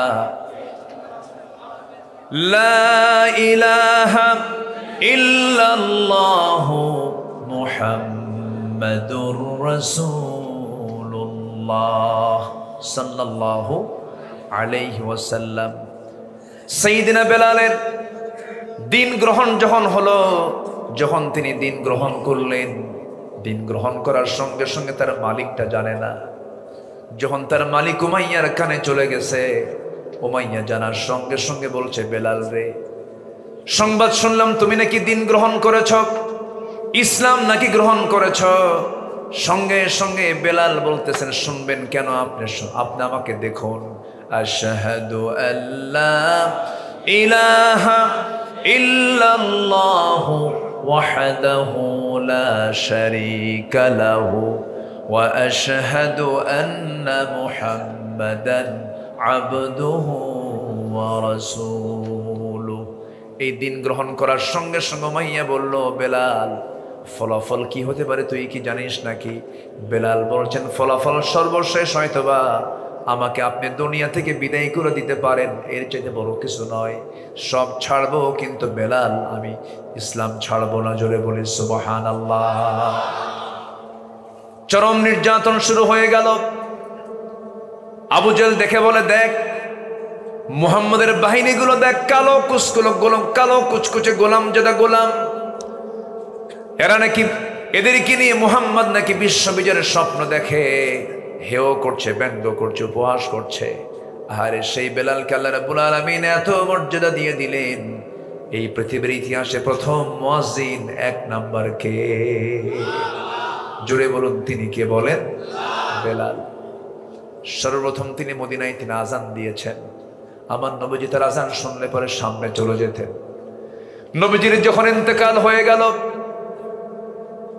নবীজির যখন বিদায় হয়ে গেল, সেই দিন থেকে শুরু করে নিয়ে বেলাল কোনোদিন মৃত্যু মরণ পর্যন্ত কোনোদিন তিনি মদিনার মসজিদে আজান দিতে পারেন নাই।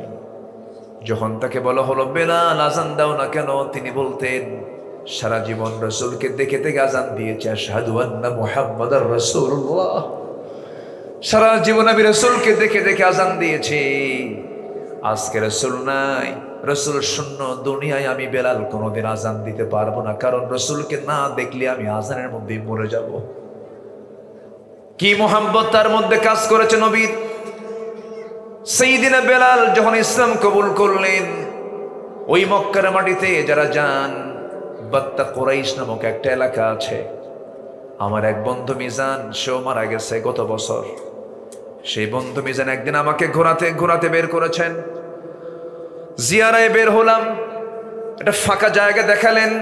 ফাঁকা জায়গা দেখায় বলছেন, ভাইজান এই যে চতুর্দিকে বিল্ডিং, মাঝখানে ফাঁকা চিহ্ন, যদিও এখানে কোনো কিছু লেখা নাই, কিন্তু ইতিহাসে হিস্টোরিতে একটা তথ্য এখানে আছে। কি তথ্য? ওই উমাইয়া বেলাল রাদিয়াল্লাহু আনহুকে তার মনিব প্রত্যেকটা দিন গলার সঙ্গে রশি বেঁধে জন্তু জানোয়ারের মতো টেনে টেনে এই জায়গায় নিয়ে আসতো, চিৎ করে সহায় রাখতো, বুকের উপরে পাথর চাপা দিত, আর বলতো বেলাল ইসলাম না ছাড়লে তোকে মেরে ফেলবো।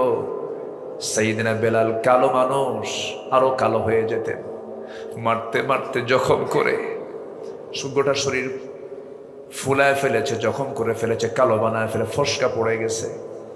সাইয়্যিদিনা বেলালকে মারতে মারতে আধা মরা করে ফেলে দিয়েছে, কিন্তু বেলাল একটা বারের জন্য মুখ থেকে তিনি একটা বারের জন্য বাদ দেন নাই, আল্লাহ আহাদ, আল্লাহ আহাদ, আল্লাহ আহাদ। বারবার করে বেলাল আহাদ বলেছেন। এক পর্যায়ে উমাইয়া খেপে গিয়ে রেগে গিয়ে লাফ মেরে তার বুকের উপরে বসে তার বাম হাতটা মুখের মধ্যে ঢুকায় দিয়া জিব্বা বের করে, জিব্বা টান মেরে ধরে বাবলা গাছের কাঁটা ঢুকায় দিয়েছে।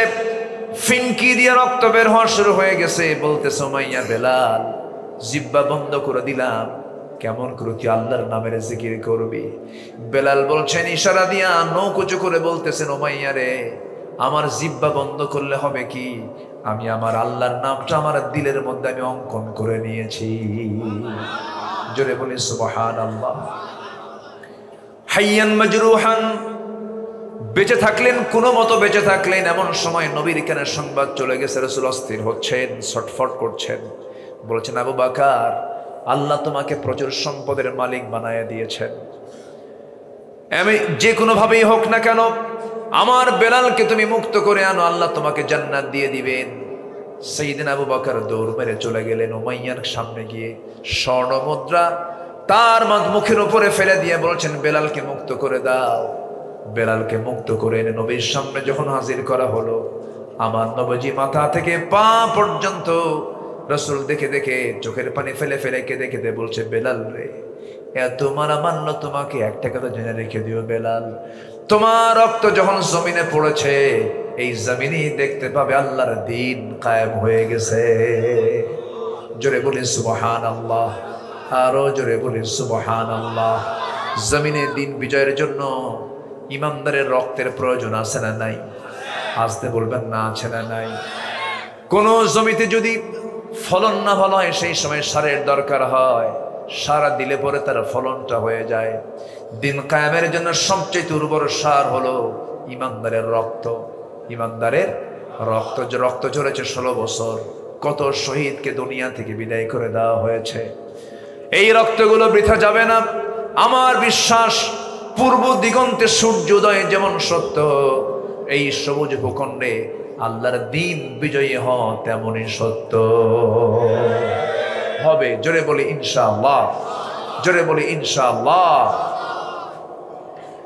আমার বন্ধুগণ, ইতিহাসগুলো সবার কম বেশি জানা আছে, শুধুমাত্র একটু মনে করে দেওয়ার জন্য বলতেছি।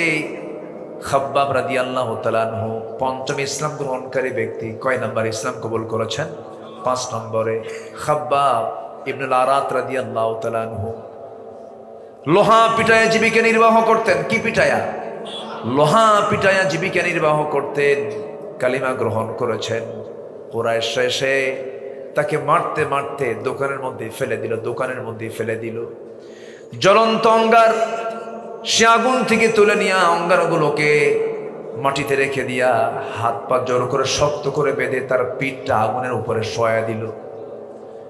অঙ্গার দিয়ে তার পিঠটা গর্ত হয়ে গেল, চর্বিগুলো গলে গলে পড়তেছে, পচা দুর্গন্ধ বের হতেছে। খাব্বাবের মুখ থেকে একটা আওয়াজ, লা ইলাহা, আরো জোরে লা ইলাহা, আরো জোরে লা ইলাহা সুবহানাল্লাহ।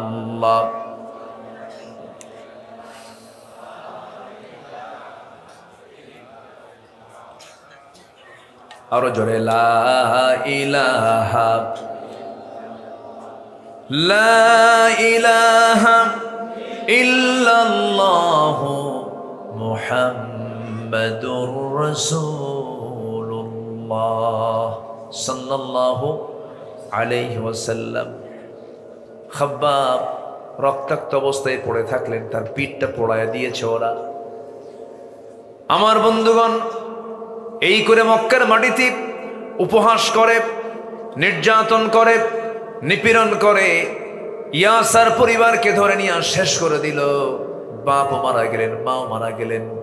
সাইয়েদনা আম্মার হাইয়ান মাজরুহান, তিনিও জখম হয়ে কোনো মতে বেঁচে থাকলেন। এই পরিবারটা হলো শহীদ পরিবার। সাইয়েদনা আম্মার পরবর্তীতে সিফফিনের যুদ্ধেও তিনি শাহাদাত বরণ করেছেন। বাপও শহীদ, মাও শহীদ, এবং তিনি নিজেও শহীদ হয়েছেন, দুনিয়া থেকে বিদায় নিয়েছেন। আমার বন্ধুগণ, এই চিত্রগুলো মক্কার মাটিতে কাফের মুশরিকরা এই চিত্রগুলো তারা তৈরি করেছে। আমার নবীজি সাহাবে কেরামকে নিয়ে পরিকল্পনা করেন, সেই পরিকল্পনার বিরুদ্ধে আবু জেল, উতবা, সাইবারা কত ষড়যন্ত্রগুলো করতে থাকে। আমার নবীজি মক্কায় দাওয়াতি কাজ করছিলেন, দাওয়াতি কাজ বন্ধ হয়ে গেল, দলীয় নিবন্ধন বাতিল করে দিল। আমার নবীজি গোপনে গোপনে গিয়ে পাহাড়ের গুহায় বসে বসে সাহাবা কেরামকে নিয়ে তেন আলোচনা করেন, পরামর্শ করেন। আহারে, আমার নবীজিকে দেখার জন্য গেফার গোত্র থেকে এক ব্যক্তি এসে মক্কায় ঘোরাফেরা করতেছে। মক্কার হাওয়াটা কত জটিল ছিল দেখেন। ওই মক্কার মাটিতে প্রকাশ্যে দাওয়াত দেওয়ার কোনো সুযোগ ছিল না। ওই যুবকটা এসে মক্কার চতুর্পাশে ঘোরাফেরা করে 2-3 দিন যাবত। আমার নবীজির একজন গোয়েন্দা সাহাবী ছিলেন আলী রাদিয়াল্লাহু তাআলা আনহু, তাকে সন্দেহ করে বসলেন। চট করে হাত ধরে বলছেন, হেই যুবক, তুমি 3-4 দিন হলে মক্কার আশপাশ ঘোরাফেরা করো, তুমি কাকে খুঁজতেছো? সঙ্গে সঙ্গে যুবকটা বলতেছে, শুনেছি আব্দুল্লাহর পুত্র মুহাম্মদ নামে নাকি আল্লাহর পয়গম্বর আছে, আমি তো তার সঙ্গে দেখা করতে চাই, তাকে দেখতে চাই। সঙ্গে সঙ্গে সাইয়েদনা আলী বললেন, ওরে যুবক, এই কথাটা আমাকে বলেছো, দ্বিতীয় জনকে বলতে যেও না, তোমাকে মেরেই ফেলবে। যা বলেছো একবার, আমি তোমার সাথে তার পরিচয় করে দেব, আমাকে শুধু ফলো করবে। আমি যখন সামনের দিকে চলবো, তুমি আমাকে পিছে পিছে ফলো করবে। সামনে কোনো যদি বিপদ হয়, আমি চট করে জুতা ঠিক করার ভান করে বসে যাব, তুমি চলতেই থাকবে। মক্কার হাওয়া ভালো না, টের পেলে তোমাকে মেরে ফেলবে। এই রকম করে করে নবীর দরবার পর্যন্ত যুবককে হাজির করাইয়া দিলেন। সেই যুবকটার নাম হচ্ছে আবু যার গেফারি। রাসূলকে দেখা মাত্রই কেঁদে ফেলে বলছেন, হে রাসূল, আপনার চেহারাই প্রমাণ করে আপনি আল্লাহর নবী। কালেমা গ্রহণ করে নিজেকে ধন্য করলেন। আমার নবীজি বলে ফেলেন, আবু যর, দিন গ্রহণ করে নিয়েছে, ইসলাম কবুল করে নিয়েছে, মক্কার হাওয়া ভালো না, মক্কারে সব জায়গা থেকে চোরা গুপ্ত হামলা শুরু হয়ে গেছে, তোমাকে মেরেও ফেলতে পারে। দিন গ্রহণ করে আড়ালে গোপনে চলে তুমি তোমার গোত্রের মাঝে চলে যাও, সেখানে দাওয়াতি কাজ করো, কাউকে বলার দরকার নাই। আবু যার গেফারি কাবা শরীফের সামনে যখন দাঁড়ালেন, মনে মনে চিন্তা করলেন, এই মহাসত্যকে কেমন করে আড়াল করি। নিজের জীবনের কথা চিন্তা না করে কাবা শরীফের চত্বরে একটু উঁচু জায়গায় দাঁড়াইয়া বলতেছেন, কুলু লা ইলাহা ইল্লাল্লাহ। এই কথা বলার সঙ্গে সঙ্গেই ভীমরুলের মৌচাকে ঢিল মারলে যেমন মৌচাকের বসবাস করা মৌমাছিগুলো যেমন আক্রমণ করে বসে, মৌচাকে ঢিল মারার মতো অবস্থা হলো।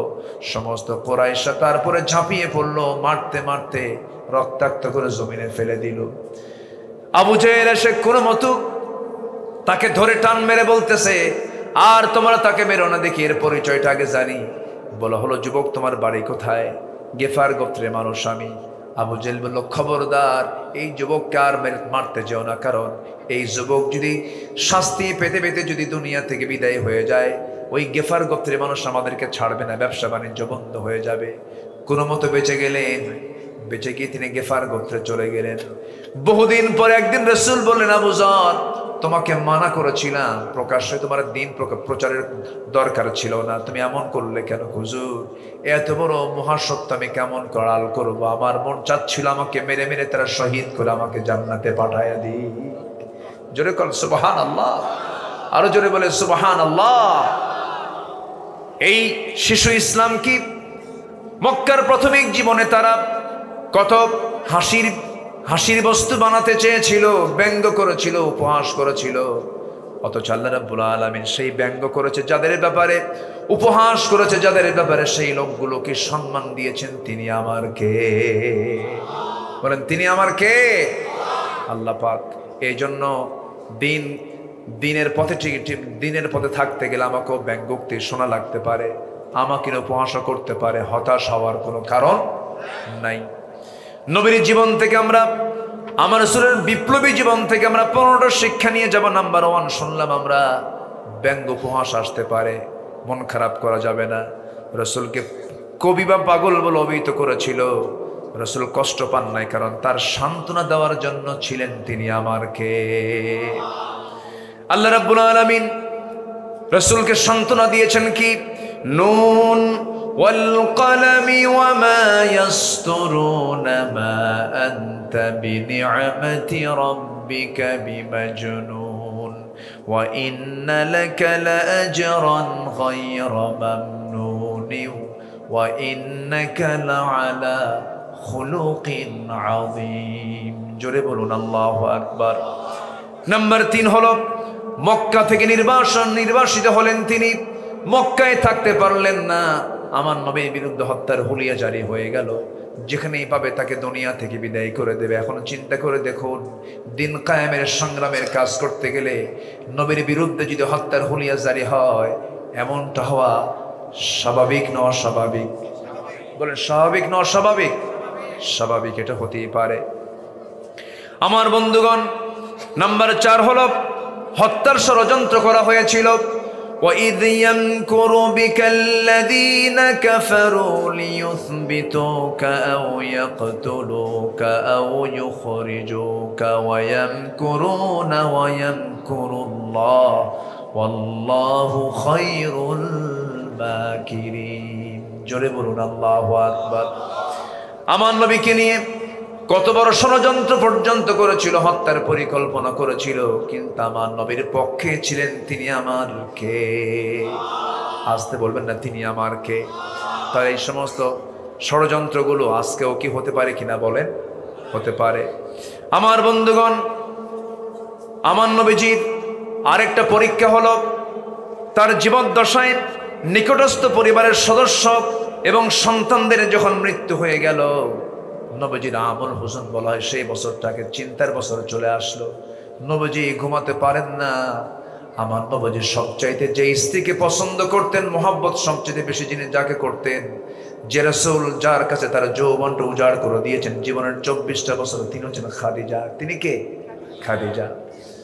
আমার ভাইয়েরা, এই পৃথিবীতে সবচাইতে বেশি কঠিন মুসিবত, কঠিন বিপদ ফেস করেছেন মুহাম্মদ সাল্লাল্লাহু আলাইহি ওয়াসাল্লাম। তার জীবন নিয়ে কথা তো, আমাকে সাবজেক্ট দেওয়া হয়েছে, আমি সাবজেক্টের বাইরে যাচ্ছিও না, আমি এক সাবজেক্টের উপরে আছি। আমাকে সময় দিচ্ছেন তো নাকি? বলি ইনশাআল্লাহ। কি সুন্দর মানুষ আপনারা, কোনো নড়চড়া নেই, একভাবে বসে আছেন। বলি আলহামদুলিল্লাহ। আপনাদের ভূমিকাটা অনেক সুন্দর। এত রাত্রে আমি তো অবাক হয়ে গেলাম, একটা লোকের কোনো নড়চড়া নাই। আছেন তো নাকি? আছেন তো? আল্লাহ কবুল করুন, জোরে বলি আমিন। আমার নবীজির সবচেয়ে কাছের মানুষ ছিলেন তার স্ত্রী খাদিজাতুল কুবরা রাদিয়াল্লাহু তাআলা। রাসূল মাঝে মাঝে বলতেন, আমার পাশে যদি জীবনের শেষ নিঃশ্বাস পর্যন্ত যদি আমার খাদিজা আমার পাশে থাকতেন, আল্লাহ পাক আমাকে দ্বিতীয় কোনো বিবাহের তিনি অর্ডারই দিতেন না। সুবহানাল্লাহ বলবেন না? এবং আমার নবীজির বয়সে ডিফারেন্স ছিল তার সাথে 15 বছর। কত বছর? 15 বছর। নবীজির বয়স যখন 25 তখন তার বয়স 40, তার বয়স যখন 55 তখন আমার নবীর বয়স 40। চিন্তা করুন, আমার নবীজি নারী পিপাসু ছিলেন। এই জাতীয় কত বড় মিথ্যা কথা, বাজে কথা নাস্তিকদের মুখ থেকে বের হয়েছে। অথচ আমার নবীজি তার জীবনটা শুরু করেছেন বিধবাকে দিয়ে। কাকে দিয়ে বলেন তো? বিধবাকে দিয়ে তিনি শুরু করেছেন। 15 বছরের বড় একজন নারীকে তিনি বিবাহ করেছেন এবং তার গর্ভেই জন্ম নিয়েছেন জগৎধন্য 4 মেয়ে, রুকাইয়া, জাইনাব, কুলসুম, ফাতিমা রাদিয়াল্লাহু তাআলা আনহুন্না। এই 4 জন নারীর জন্ম ওই বড় স্ত্রী আম্মাজান খাদিজার গর্ভেই তারা জন্ম নিয়েছেন। বাকি কোন স্ত্রীর গর্ভে সন্তানও আসে নাই। শুধু একজন মারিয়া কিপ্তি রাদিয়াল্লাহু তাআলা আনহার পেটে ইব্রাহিম নামে এক সন্তানের জন্ম হয়েছিল, কিন্তু এরপরেই ওই ছোট অবস্থায় মারা যায়। আমার নবীজি তো প্রাপ্তবয়স্ক কোনো সন্তানের তিনি জনক ছিলেন না। তিনি ছিলেন, সন্তান হয়েছে ছেলে, কেউ 2 বছর, কেউ 4 বছর। আবুল কাসেম রাদিয়াল্লাহু আনহু তিনি 7 বছর বয়সে তিনি দুনিয়া থেকে বিদায় নিয়েছেন। আমার নবীজির এই সন্তানগুলো বিদায় নিচ্ছে, আর কাফের মুশরিকরা কয় এই যদি আল্লাহর নবী হয়, এই বাচ্চাগুলো হয় আর মরে, এ তো লেস কাটা। জোরে কর নাউযুবিল্লাহ, জোরে কর নাউযুবিল্লাহ। আমার নবীকে নিয়ে এরকম জাতীয় যখন কথা বলা হলো, রাসূলকে লেস কাটা যখন বলা হলো, আল্লাহ পাক সহ্য করেন নাই, সঙ্গে সঙ্গে কমপ্লিট একটা সূরা দিয়েছেন। যারা পারেন ঠোঁট মিলে বলুন, ইন্না আ'তাইনাকাল কাউসার ফাসাল্লি লিরাব্বিকা ওয়ানহার ইন্না শানিআকা হুয়াল আবতার। হে রাসূল, আমি আপনাকে হাউজে কাউসার দান করেছি, আপনাকে যে যা বলুক আপনি মন খারাপ করার দরকার নাই। আমি আপনাকে এমন এমন সম্মান দিয়েছি, পৃথিবীর কাউকে এমন সম্মান দেই নাই। অতএব আপনি নামাজ পড়ুন, আপনি কোরবানি করুন। যারা বলতেছে আপনাকে লেস কাটা, তারাই হলো প্রকৃত লেস কাটা। কার জবাব? আসতে বলবেন না, কার জবাব? আল্লাহর জবাব। রাসূলকে শুধু একটু গালি দিয়েছে, আল্লাহ পাক কমপ্লিট একটা সূরা নাজিল করেছেন, তাও নবীর আপন চাচা আবু লাহাবের বিরুদ্ধে। রাসূলকে গালি দিলে যে আল্লাহ সহ্য না করে, কোরআনের মধ্যে একটা তার নামে সূরা নাজিল করেন, আল্লাহ সহ্য করতে পারেন নাই। সূরা লাহাব নাজিল করে বলেছেন তাব্বাত ইয়াদা আবি লাহাবি ওয়া তাব। অতএব রাসূলের গালি যদি আমার আল্লাহ সহ্য করতে না পেরে, যদি কোরআনের মতো কিতাবে একটা সূরা আবু লাহাব নামে নাজিল করে যদি তার প্রতিবাদ আমার আল্লাহ করেন, আমার বাংলাদেশে যারা রাসূলকে নিয়ে বাজে কথা বলেছে তাদের নাম ধরে গালি দেওয়ার দরকার আছে না নাই? এটা আল্লাহর স্টাইল। এটা কার স্টাইল? আল্লাহ নাম ধরে গালি দেয় নাই, রাসূলকে গালি দিয়েছে। দেখে কে গালি দিয়েছেন? তাব্বাত ইয়াদা আবি লাহাবি ওয়া তাব মা আগনা আনহু মালুহু ওয়া মা কাসাব। এবং তার বউ বাদ যায় না, সায়াসলা নারুন যাত লাহাবি ওয়া ইমরাতুহু, তার বউ শুদ্ধা।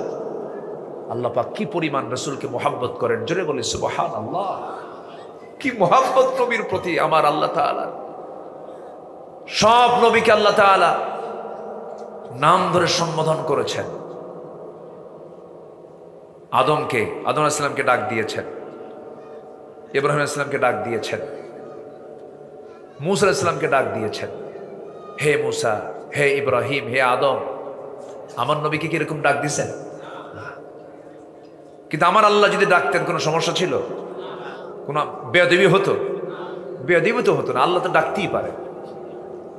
কিন্তু আমার আল্লাহ তাআলা যেই কোরআন রাসূলকে দেওয়া হলো, সেই কোরআনে আল্লাহ তাআলা একটা বারের জন্য রাসূলকে হরফে নিদা প্রয়োগ করে ডাক দেন নাই। যেমন করে ডাক দিয়েছেন, ইয়া আদামুসকুন আনতা ওয়া যাওজুকাল জান্নাহ وما تلك بيمينك يا موسى يا يحيى خذ الكتاب بقوة কিন্তু আমার নবীকে ডাক দিয়েছেন মুহাম্মাদুর রাসূলুল্লাহ আল্লাহু আকবার والذين معه أشداء على الكفار رحماء بينهم تراهم ركعا سجدا يبتغون فضلا من الله ورضوانا الله أكبر আল্লাহ তাআলা আমার রাসূলকে একটা বারের জন্য নাম ধরে ডাক দেন নাই وما محمد إلا رسول قد خلت من قبله الرسل يا أيها المزمل قم الليل إلا قليلا يا أيها المدثر قم فأنذر وربك فكبر وثيابك فطهر জোরে বলুন আল্লাহু আকবার আমার আল্লাহ তাআলা কোথাও নাম ধরে ডাক দেন নাই এত সম্মান যে রাসূলকে আল্লাহ পাক দিয়েছেন সে রাসূলকে নিয়ে যারা আজ পর্যন্ত যতজন কথা বলেছে কয়েক ডজন হবে ওদের নামের তালিকা আমরা এখন একটা একটা করে করব আস্তে কোন কেন আস্তে কোন কেন ওই কুলাঙ্গারদের ধরে প্রকাশ্যে দিবালোকে ঝুলা মেরে রক্ত মাংস হাড় হাড্ডি কুত্তা বিলাই দিয়ে খাওয়ানো দরকার রাজি আছেন কারা কারা হাত উঁচু করে দেখান মুসলমান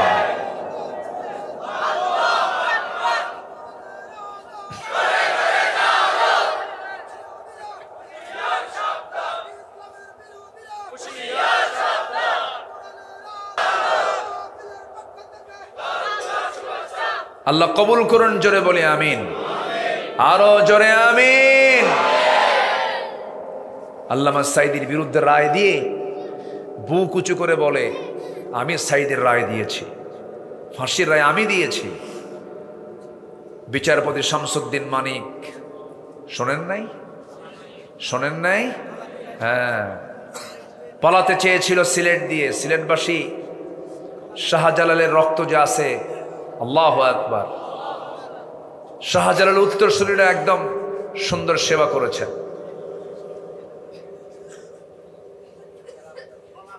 হ্যাঁ কোর্টে হাজিরার দিন কোর্টে হাজিরার দিন যখন ঢুকতে নিয়েছে কোর্টে সিলেটবাসী কি সুন্দর আপ্যায়ন করলো বিসি শুদ্ধ আউট করে দিছে যা সম্মানিত ভাইয়েরা আমার নামেও এই শয়তান তালিকা করছিল 116 জন আলিমের তালিকা করেছিল 116 জন আলিমের তালিকা ওর মধ্যে আমার নামটা ঢুকেছে 2 বছর যায় নাই এখন শুরু হয়েছে ওদের তালিকা ঠিক কিনা বলেন যে গর্ত খনন করবে ভাবতে হবে অন্যের গর্ত খনন করলে নিজের গর্ত হ্যাঁ খনন হয়ে যাবে কত অত্যাচারগুলো করেছে সম্মানিত ভাইয়েরা তাহলে এক মাকে শীত যায় না দিন তো আসে নাকি দিন আসে না আসে আমার নবীজি বিশাল পরীক্ষার মধ্যে পড়ে গেলেন আমুল হুজন একই বছরে আমার নবীজির কলিজার টুকরা সন্তানগুলো মারা গেল এক টেনশন শোক কষ্ট ওইদিকে আমার নবীজির সবচেয়ে কাছের মানুষ ছিলেন যদিও কাফের আমি আমার ভাষায় বলি ভদ্র কাফের কি কাফের বলেন তো ভদ্র দেখবেন কিছু কিছু হিন্দু ভাই আছেন মিথ্যা কথা বলে না চুরি করে না খেয়ানত করে না বাটপারি করে না দালালি করে না আছে না অনেক হিন্দু ভাই আছে না আছে আর কিছু হাজি আছে হজও করে সুদও খায় আবার ইয়াবার ব্যবসাও করে আছে না আমি যখন জেলখানায় ছিলাম এক লোক এই ইয়াবা নিয়ে ব্যবসা করতো এইগুলো করতো তো সেও ভিতরে ঢুকছে আমি বললাম আপনার মামলা কি হুজুর ইয়াবা তো বললাম যে আপনি কি করেন হুজুর আমি 3 বার হজ করছি কয়বার বললাম আপনি কি করেন? আমি আমি আমি 3 বার হজ করছি। তো বললাম আপনি এইগুলো করেন, এই নেশাগুলো আপনি ছড়ান, যুব সমাজ ধ্বংস হয়। হুজুর আমি তো নিজে খাই না, আমি খাওয়াই। হ্যাঁ, মানে আমি নিজে খাই না, আমি খাওয়াই। দেখছেন, চিন্তা দেখেন। না, এগুলো করা যাবে না। সকল হারামকে আমরা না বলবো, জোরে বলি ইনশাআল্লাহ।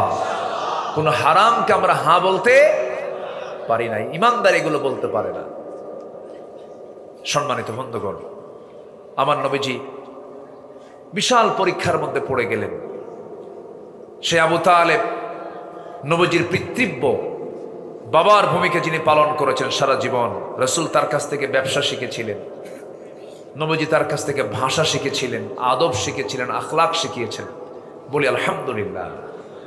তিনি কাফের, কিন্তু ঈমান না থাকলেও ভদ্রতা ছিল, তার মধ্যে শালীনতা ছিল, তার মধ্যে মানে উচ্ছৃঙ্খলপনা ছিল না। এবং রাসূলের পক্ষ অবলম্বন করতে গিয়ে এই আবু তালেব নবীর সাথে জেল পর্যন্ত খেটেছেন, না খেয়ে থেকেছেন। আমার নবীজি তাকে কোনোদিন জোর করে কিছু বলেন নাই, চাচা আপনাকে ইসলাম কবুল করতেই হবে, কোনোদিন বলেন নাই। কারণ লা ইকরাহা ফিদ্দিন, দিন গ্রহণে কোনো জবরদস্তি করা যাবে না। কিন্তু ওই আবু তালেব নিজে উইলিংলি দুটো সন্তানকে নবীর হাতে তুলে দিয়ে বলে, আমার ভাতিজা মুহাম্মদ, আমি জানি তুমি মহা সত্য একজন নবী, কোনো সন্দেহ নাই। আমার আলীকে এবং আমার জাফরকে আমি তোমার হাতে তুলে দিলাম। ছেলেগুলো তুলে দিলেন, ছেলেগুলো তুলে দিলেন। এবার বললেন, চাচা সন্তান তো আমার হাতে তুলে দিলেন, কিন্তু আপনার খবর কি? আবু তালেব কয়, মুহাম্মদ বাবার ধর্ম ছাড়া যাবে না। এরকম প্রবলেম এখন আছে না নাই? বাপ সোর, আমিও সোর। হ্যাঁ, আছে না? আছে না? আছে। আমার বন্ধুগণ, রাসূল তাকে জোরাজুরি করলেন না। আবু তালিব দুটো সন্তানকে দিয়ে দিলেন, নিজেও কালিমা পড়তে পারলেন না। যখন মারা যাবেন, মারা যাওয়ার আগে রাসূল বললেন, চাচা আপনাকে কোনোদিন জোরপূর্বক কিছু বলিনি, আজকে আমি আপনাকে একটু বলতে চাই। আপনি আমার জন্য যা কিছু করেছেন, অনেক করেছেন, আমি খুশি চাচা। আপনি আমাকে, আমার বাবার ইন্তেকাল হয়েছে আমার জন্মের আগে, আমার দাদা মারা গেছেন, আমার দাদার পর ওই 8 বছর বয়সে আপনি আমাকে দেখা শুরু করে দিয়েছেন, ব্যবসা শিখালেন, বিয়েটা করালেন, আমার জন্য জেল খাটলেন। সেই আবু তালিবে কত কষ্ট আপনার হলো, খেয়ে না খেয়ে সময়গুলো পার করেছেন। চাচা আপনি আমার পক্ষে কত ভূমিকা রেখেছেন। পুরো কালিমা বলবেন না, শুধু আপনি আমাকে বলে দেন লা ইলাহা ইল্লাল্লাহ, আমি আপনার জন্য জামিন হয়ে যাব। শেষ পর্যন্ত আবু তালেব বলতেছে, মুহাম্মদ রে জোরাজুরি করো না, আমার কপালে হেদায়েত নাই, আমি মনে হয় ইসলাম কবুল করতে পারবো না। রাসূল হাতটা গুটায় নিলেন, হেদায়েতের মালিক একমাত্র তিনি আমার কে? আসতে বলবেন না, তিনি আমার কে? আবু তালেব বেঈমান হয়ে দুনিয়া থেকে বিদায় নিলেন। আমি তাকে তিনি সম্বোধন করি এই জন্য, কারণ আমার নবীজিকে এই লোকটা দারুণ ভালোবেসেছেন, কিন্তু আনুগত্য করেন নাই। আনুগত্য এক জিনিস, ভালোবাসা আর এক জিনিস। আমার দেশের বহু লোক আছে নবীকে খুব ভালোবাসে, কিন্তু নবীর দল করে না। আছে না নাই? হুজুর জানটা দিয়ে দেবো হুজুর, কিন্তু দল কিন্তু নবীর না। আছে না নাই? নবীর দল করে না, কিন্তু রাসূলকে মহব্বত করে। ওই মহব্বত হবে আবু তালেবের মতো। কার মতো বলেন? কার মতো? আবু তালেবের মতো। এই মহব্বত দিয়ে কোনো কাম হবে না, ইত্তেবা থাকতে হবে। ফাত্তাবিউনি ইউহিব্বুকুমুল্লাহ। আমার বন্ধুগণ, আবু তালেবের মৃত্যু হয়ে গেল। নবীজির বিশাল টেনশন শুরু হলো, কারণ আবু তালেব যতদিন ছিল, আবু জেহেল মাথা চাড়া দিয়ে কথা বলতে পারে নাই। সামনে তিনি প্রাচীর হয়ে দাঁড়ায় যেতেন। তার ইন্তেকাল হলো, তার 3 দিন যেতে না যেতেই খাদিজা বলছেন, ইয়া রাসূলুল্লাহ শরীরটা ভালো যাচ্ছে না, আমি মনে হয় মারা যাব। আমার নবীজি আম্মাজান খাদিজাকে মদিনায় নয় মক্কায় তাকে হারিয়েছেন, নবুয়তে হিজরতের একটু আগ দিয়ে তাকে হারিয়েছেন। আম্মাজান খাদিজা দুনিয়া থেকে বিদায় নিলেন। নবীজি তাকে বিদায় দেওয়ার পর বিশাল টেনশনে পড়ে গেলেন। সন্তানগুলোকে নিয়ে রুকাইয়া, জাইনাব, কুলসুম, ফাতিমা তাদেরকে নিয়ে থাকলেন। 4টা মেয়ে। কয়টা মেয়ে বলেন? বলেন কয়টা মেয়ে? 4টা মেয়ে। 2টা মেয়ে হলে অনেক মেয়ের বাপ মন খারাপ করে, আসে না নাই বলেন? আসে না, আসে না, আসে না? পরপর 2টা মেয়ে হয়েছে। তার প্ল্যান ছিল একটা ছেলে হবে, একটা মেয়ে হবে, সুখী পরিবার। কি আঙ্কেল খুব জোরে হাসি মারলো, কি ব্যাপারটা কি? আপনার কয়টা? আপনার কয়টা? 3 ছেলে 3 মেয়ে। আলহামদুলিল্লাহ বলবেন না? হ্যাঁ, মাশাআল্লাহ।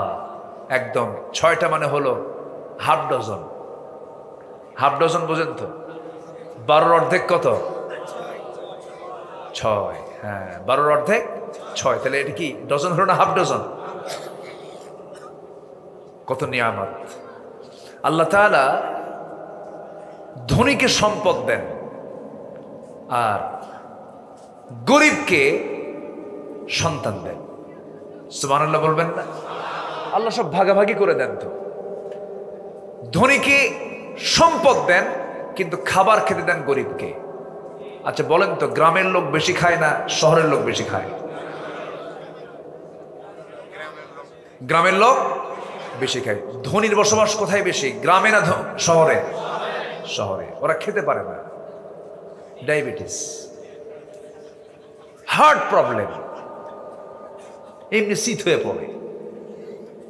হ্যাঁ, আছে না এরকম? আছে না? ওই পানির মধ্যে একটু ভিজায়, একটু একটু করে খায়, 2 গ্রাম 3 গ্রাম। বোঝেন না? কয় গ্রাম? 2 গ্রাম 3 গ্রাম খায়। এতগুলো আঙ্গুর নিয়ে বসে টেবিলে, এতগুলো আঙ্গুর। একটা খায়, একটা খায়া মনে করে আরেকটা খাই, সঙ্গে সঙ্গে চার্ট বের করে সহকারে বলে, স্যার একটার বেশি 2টা আপনার কপালে নাই। কি কথা কি বুঝতেছেন? 2টা খাইলেই কিন্তু ইনসুলিন, ইনসুলিন। বোঝেন না? কি নিতে হবে? ইনসুলিন। উপায় নাই, একটা খায় আর ইতিমের মতো ছায়া থাকে ওই আঙ্গুরগুলোর দিকে। হাই রে কপাল রে আমার, জিব্বা চায় কিন্তু খাওয়ার উপায় নাই। রুটি, এতগুলো রুটি সাজানো গোছানো, একটা রুটি নাই যে একটাই খাবো। কিন্তু যখন চার্টে দেখে মাত্র 25 গ্রাম খেতে হবে। কয় গ্রাম? 25 গ্রাম। সেই রুটিটাকে 4 ভাগের 1 ভাগ খায় আর রুটির দিকে ছায়া থাকে। হাই রে পেট তো চাই কিন্তু খাইতে পারি না। কি কথা কি বুঝতেছেন? আল্লাহ কয়, তুই সম্পদ দেখবি, সম্পদ দেখ, তোর খাওয়া আমি তুলে নিলাম, যা। বাচ্চা হয় না, ধনী লোকের বাচ্চা খুবই কম। 20 বছর পর একটা বাচ্চা পেটে আসছে, তাও পজিশন ভালো না। কি ভালো না? পেটের পজিশন ভালো না। দেশে কোনো চিকিৎসা হবে না, দেশে কোনো অপারেশন হবে না, থাইল্যান্ড অথবা সিঙ্গাপুর যেতে হবে। নিয়ে গেল থাইল্যান্ড, সিঙ্গাপুরে। অনেক কষ্টের মধ্য দিয়ে 20 বছর পর একটা বাচ্চা হয়েছে। সে বাচ্চা পৃথিবীতে আসার সঙ্গে সঙ্গে বলে, হচ্ছে না, আইসিইউ লাগবে, আইসিইউ। কি লাগবে? আইসিইউ নিল। আইসিইউ নেওয়ার পর সেখান থেকে কোনো মতো ফিরে আসলো, কিন্তু বাচ্চা ছায়া থেকে একদিকে আর নজর যায় আরেকদিকে। কি কথা কি বুঝতেছেন আপনারা? এই হলো অবস্থা। আর গ্রামের মানুষ, খেটে খাওয়া মানুষগুলো, বছরের এই মাথায় 2 বাচ্চা, ওই মাথায় আরো 2 বাচ্চা, মোট কয়টা হলো? 1 বছরের কয় সন্তানের মা? 4। কোনো টেনশন নাই, কিচ্ছু লাগে না। সুবহানাল্লাহ বলবেন না? সুবহানাল্লাহ বলবেন না? গ্রামের মানুষ যখন খেতে বসে তখন কি ওই গ্রাম হিসাব করে? ফজরের সময় ওঠে, কোদাল নিয়ে চলে গেছে জমিতে, চাষ টাস করার পর বাড়িতে ফেরার পর বউকে ডাক দেয়, বউ এদিকে আয়, রাতের কি খাবার আছে ক। ওই পাতিলের নিচে কিছু পান্তা আছে, পান্তা ভাত। এদিকে কি কয়? পান্তা কয় না? হ্যাঁ, পানি মিশ্রিত। হ্যাঁ, পানি ভাত। হ্যাঁ, পান্তা। তো এই পানি ভাত নিয়ে আসো। নিয়ে আসছে। কাঁচা মরিচ নিয়ে আসো, আর নতুন পেঁয়াজের যদি ফুল থাকে, নতুন পেঁয়াজের ফুল নিয়ে আসো, মরিচ নিয়ে আসো, পেঁয়াজ নিয়ে আসো, এতগুলো লবণ দিয়া অথবা শুকনা মরিচ দিয়ে এমন ডলন দিল, 3 মিনিটে 1 কেজি চাউল শেষ। খাওয়ার পরে বলে আরো কিছু আছে কি? সুবহানাল্লাহ বলবেন না? সুবহানাল্লাহ বলবেন না? নিয়ামত কার? আসতে বলবেন নিয়ামত কার? শুকরিয়া আদায় করব কার? আল্লাহ। সন্তান কম হওয়া ভালো না, বেশি হয় ভালো। আমার নবীজি বলেছেন তাজাওয়াজুল ওয়াদুদুল ওয়ালুদ, বেশি বেশি অধিক সন্তান জন্ম দেয় এমন পরিবারে বিয়ে করো, বেশি করে বাচ্চা নাও। আমি কিয়ামতের দিন গর্ব করে বলবো আমার এতগুলো উম্মত আছে। আল্লাহু আকবার বলেন। বাচ্চা কাচ্চা হওয়া ভালো, সামনে তো আরো যুদ্ধ লাগবে, বোঝেন নাই? আস্তে কয় কি যুদ্ধ লাগবে না? যুদ্ধ লাগবে না? বাচ্চা কাচ্চা হওয়া দরকার। ফাইটার বের করেন, ফাইটার, ফাইটার লাগবে। হ্যাঁ হ্যাঁ, গাজওয়ায়ে হিন্দ, ওই তো গাজওয়াতুল হিন্দের প্রস্তুতি নিতে হবে। কিচ্ছু থাকবে না, আগামীর দেশ হবে আমাদের কোরআনের দেশ ইনশাআল্লাহ বলেন। শুরু হয়েছে তো, আমরা আগামীতে আমরা ইসলামকে পাবো, জোরে বলি ইনশাআল্লাহ।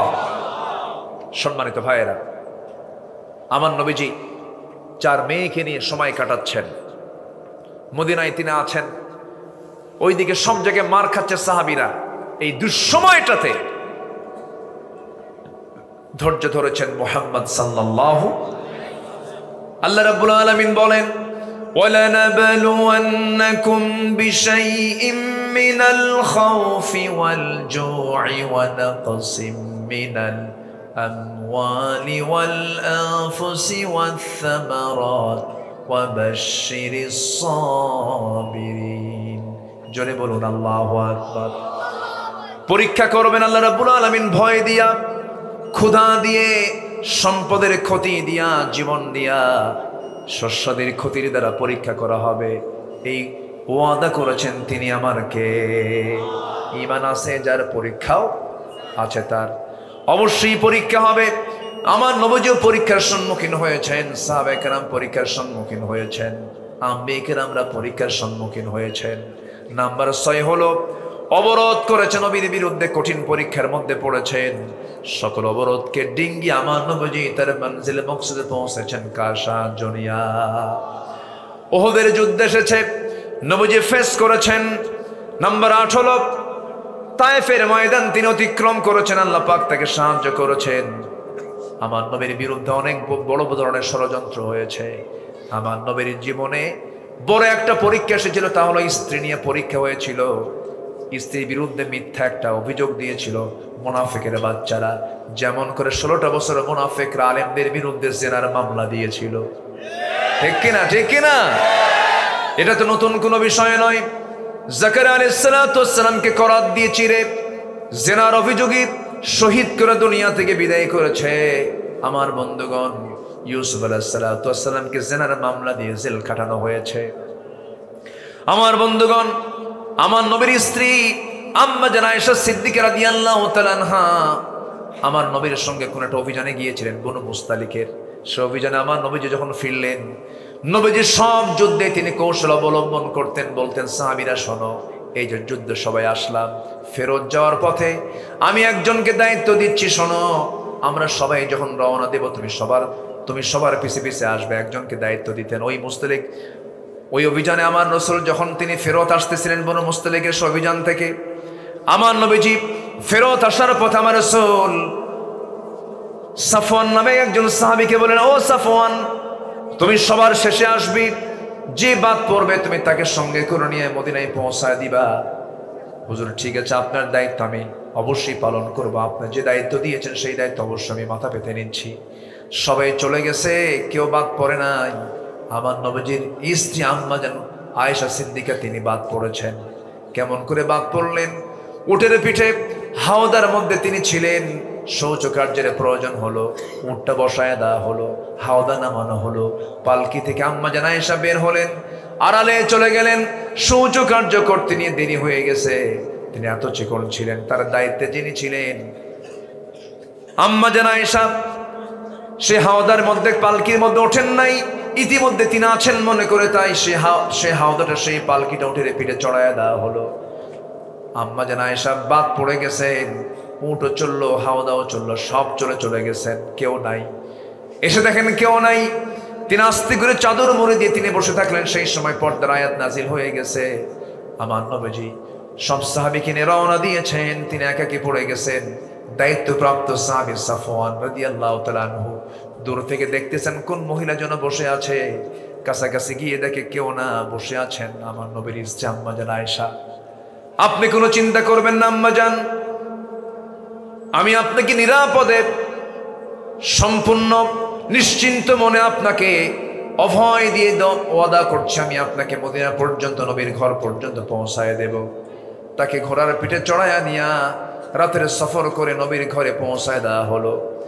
এই সংবাদ যখন মুনাফিকদের কানে চলে গেছে, মুনাফিকরা নাটকটা একটা সুন্দর করে বানায়া, ষড়যন্ত্র করে নাটকটা তারা বানাইছে।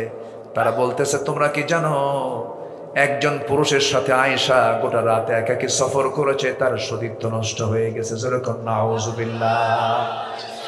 নবীর বিরুদ্ধে ষড়যন্ত্র করা হলো। এই একটা পরীক্ষার মধ্যে রাসূল পড়ে গেলেন।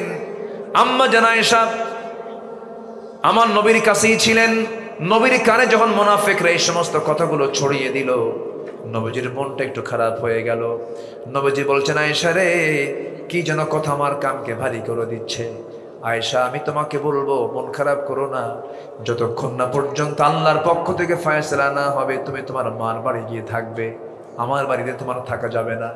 আম্মা জান আয়েশা চোখের পানি ফেলতে ফেলতে বলছেন, ইয়া রাসূলুল্লাহ, আপনি শুধু আমার স্বামী নন, আপনি হচ্ছেন বিশ্ব নবী। আপনি আমাকে অর্ডার করবেন, এক চুল পরিমাণ থাকার কোনো অধিকার আমার থাকতে পারে না। আমি মার ঘরে চলে যাচ্ছি, বাবার ঘরে চলে যাচ্ছি, কিন্তু একটা কথা জেনে রাখবেন ইয়া রাসূলুল্লাহ, আমার বিয়ের পায়গাম কিন্তু পৃথিবীর কেউ আপনার কাছে দেয় নাই। আমার বিয়ের ঘট করে দায়িত্ব পালন করেছেন আল্লাহ রাব্বুল আলামিন নিজে। জোরে কোন সুবহানাল্লাহ। আমি চলে গেলাম বাবার বাড়িতে। আমি আল্লাহর কাছেই সকল কথা বলে দেব, আল্লাহর কাছেই বলবো, আমার জন্য আল্লাহই যথেষ্ট। ওমাইয়া তাওয়াক্কাল আলাল্লাহ ফাহুয়া হাসবুহ, আমার আল্লাহই যথেষ্ট। আমি চলে গেলাম। আমার নবীজি আম্মা জান আয়েশাকে বলে দিলেন, তিনি চলে গেছেন। আমার বন্ধুগণ, একটা বিষয় কিন্তু একটা ক্লিয়ার হয়ে গেল, আমার রাসূলকে গায়েব জানতেন নাকি? আসতে কয়, রাসূলকে গায়েব জানতেন? রাসূলকে গায়েব জানতেন?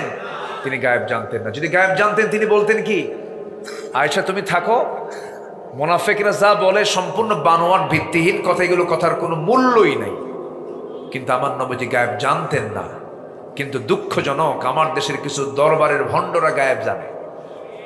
যেরকম নাউজুবিল্লাহ। হ্যাঁ, কিছু মূর্খ যায় ওই সমস্ত দরবারে, যায় বলে, বাবা 19 বছর যাবৎ বিয়ে হয়েছে, বাচ্চা হয় না, দেখো তো আমার কপালে কি বাচ্চা আছে, যে কপালটা দেখো তো। ভণ্ডগুলো চুপচাপ থাকে, ভান করে, চোখ বন্ধ করে কিছুক্ষণ থাকে, 2-3 মিনিট, এরপর বলে যা। কি কথা কি বুঝতেছেন? মানে ওর মধ্যে শয়তান, ওর উপর শয়তান আসর হয়েছে, বুঝলেন নাই? কি আসর হয়েছে? শয়তান। যা। কি তো এখন বাবা একটা কিছু বলবে, কিচ্ছু না, 1.5 হাত লাঠির পিটন পড়লে সব ভণ্ডামে ছুটে যাবে, ঠিক কিনা? সন্তান দেন কে? ছেলে দেন কে? মেয়ে দেন কে? দেন না কে? ফয়সালা কার? আল্লাহ পাক। আল্লাহ পাক আমার রাসূলকে এই বিপদ থেকে বাঁচায় দিলেন, মুনাফিকদের ষড়যন্ত্রকে সম্পূর্ণ বানচাল করে দিলেন। তিনি আমার কে? আল্লাহ তাআলা। তাহলে ইমানদারের জীবনে বিপদ আসবে, ওটা কি অস্বাভাবিক না স্বাভাবিক? স্বাভাবিক। পারিবারিক বিপদ আসবে, সামাজিক বিপদ আসবে, বহু বিপদ আসতে পারে, কখনো হতাশ হওয়া যাবে না। সেই সময়ে বান্দা কি বলবে? আল্লাযীনা ইযা আসাবাতুহুম মুসিবাতুন ক্বালু ইন্না লিল্লাহি ওয়া ইন্না ইলাইহি রাজিউন। জোরে বলুন আল্লাহু আকবার। আল্লাহর পক্ষ থেকে ফয়সালা হয়ে গেল। আম্মা জান আয়েশা সিদ্দিকা বাবার ঘরে গিয়ে আশ্রয় নিয়েছেন। বাবা ভালো করে কথা বলে না, মাও ভালো করে কথা বলে না। আম্মা জান আয়েশা শোকে পড়ে, সেজদায় পড়ে পড়ে চোখের পানি ফেলতে ফেলতে নখের মতো কাঠখড়ির মতো হয়ে গেছে। আহারে, আমি তো কোনো দোষ করি নাই, মুনাফিকরা আমাকে ষড়যন্ত্রের মধ্যে ফেলে দিয়েছে। নবীজি ঘুমাতে যান, ঘুমাতে পারেন না, হাত আগায় দেন, কিন্তু আম্মা জান আয়েশা নাই। নবীর বুকটা খান খান হয়ে যাচ্ছে, নবীও কান্দেন, আম্মা জান আয়েশাও কান্দেন, সাহাবীরা নবীজির চেহারার দিকে তাকায় তাকায় কান্দে, আর মুনাফিকরা মুনাফিকরা হাসে। আমার নবীজি আম্মা জান আয়েশাকে খুব পছন্দ করতেন। আম্মা জান আয়েশা নিজে বলেন, আমি আয়েশা নিজেকে ধন্য মনে করি, আল্লাহ পাক আমাকে বিশেষ সম্মান দিয়েছেন, 9টা কারণে আল্লাহ পাক আমাকে শ্রেষ্ঠত্ব দিয়েছেন। আমি আয়েশা একমাত্র স্ত্রী ছিলাম নবীর জীবনের, কুমারী স্ত্রী ছিলাম। আমার জীবনে আমার নবীর সঙ্গে আমার বিয়ে হয়েছিল, আমি নিজেই কুমারী ছিলাম, 9 বছর বয়স আমি আমার নবীর স্ত্রীত্বের মর্যাদা পেয়েছি। 13 বছর নববধূ হয়ে নবীর ঘরে পদার্পণ করেছি। নাম্বার 4, আমি আয়েশা নিজের চোখে জিব্রাইলকে দেখেছি। নাম্বার 5, আমি আমার রাসূলের সঙ্গে শুয়ে থাকতাম একই চাদরের নিচে, আমি থাকা অবস্থা ওহী নাজিল হতো, ওহী নাজিলকে আমি লক্ষ্য করেছি। আমি নিজেকে ধন্য মনে করি, নবীজি তার জীবনের শেষ বিদায়টা নিয়েছেন আমার ঘরে। আমি আমার রাসূলের সঙ্গে সর্বশেষ কথা বলেছি, আমার সঙ্গে তার সর্বশেষ কথোপকথন হয়েছে। আমি নিজেকে ধন্য মনে করি, আমি আয়েশা আমার মুখের লালা খেয়ে রাসূল দুনিয়া থেকে বিশেষ বিদায় নিয়েছে। আমার নবীজি আমার সঙ্গে সর্বশেষ কথা বলেছে।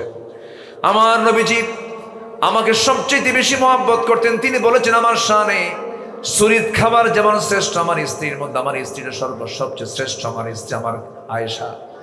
আমি নিজেকে ধন্য মনে করি, আল্লাহ পাক আমার শানে একাধিক আয়াত নাজিল করেছে। ইন্নাল্লাযীনা জাউ বিল ইফকি উসবাতুম মিনকুম। আমার বন্ধুগণ, সেই আম্মা জান আয়েশা নির্দোষ একজন নারী ছিলেন, কিন্তু মাঝখান থেকে মুনাফিকরা ষড়যন্ত্র করলো, কিন্তু সকল ষড়যন্ত্রের সব জাল ছিন্ন করে দিয়েছেন তিনি আমার কে। আসতে বলেন, তিনি আমার কে? সে আল্লাহ আমাদের আছেন না নাই? আছেন না নাই? আছেন। হাজারো বিপদ মুসিবত আসুক না কেন, নবীর জীবনে যেমন বিপদ মুসিবত এসেছে, সকল কিছুর উপরে তিনি ভরসা করেছেন কার উপরে?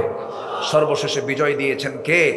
আল্লাহ পাক। সেই নবীর সিরাত থেকে, সেই নবীর জীবন থেকে আমরাও শিক্ষা নেব।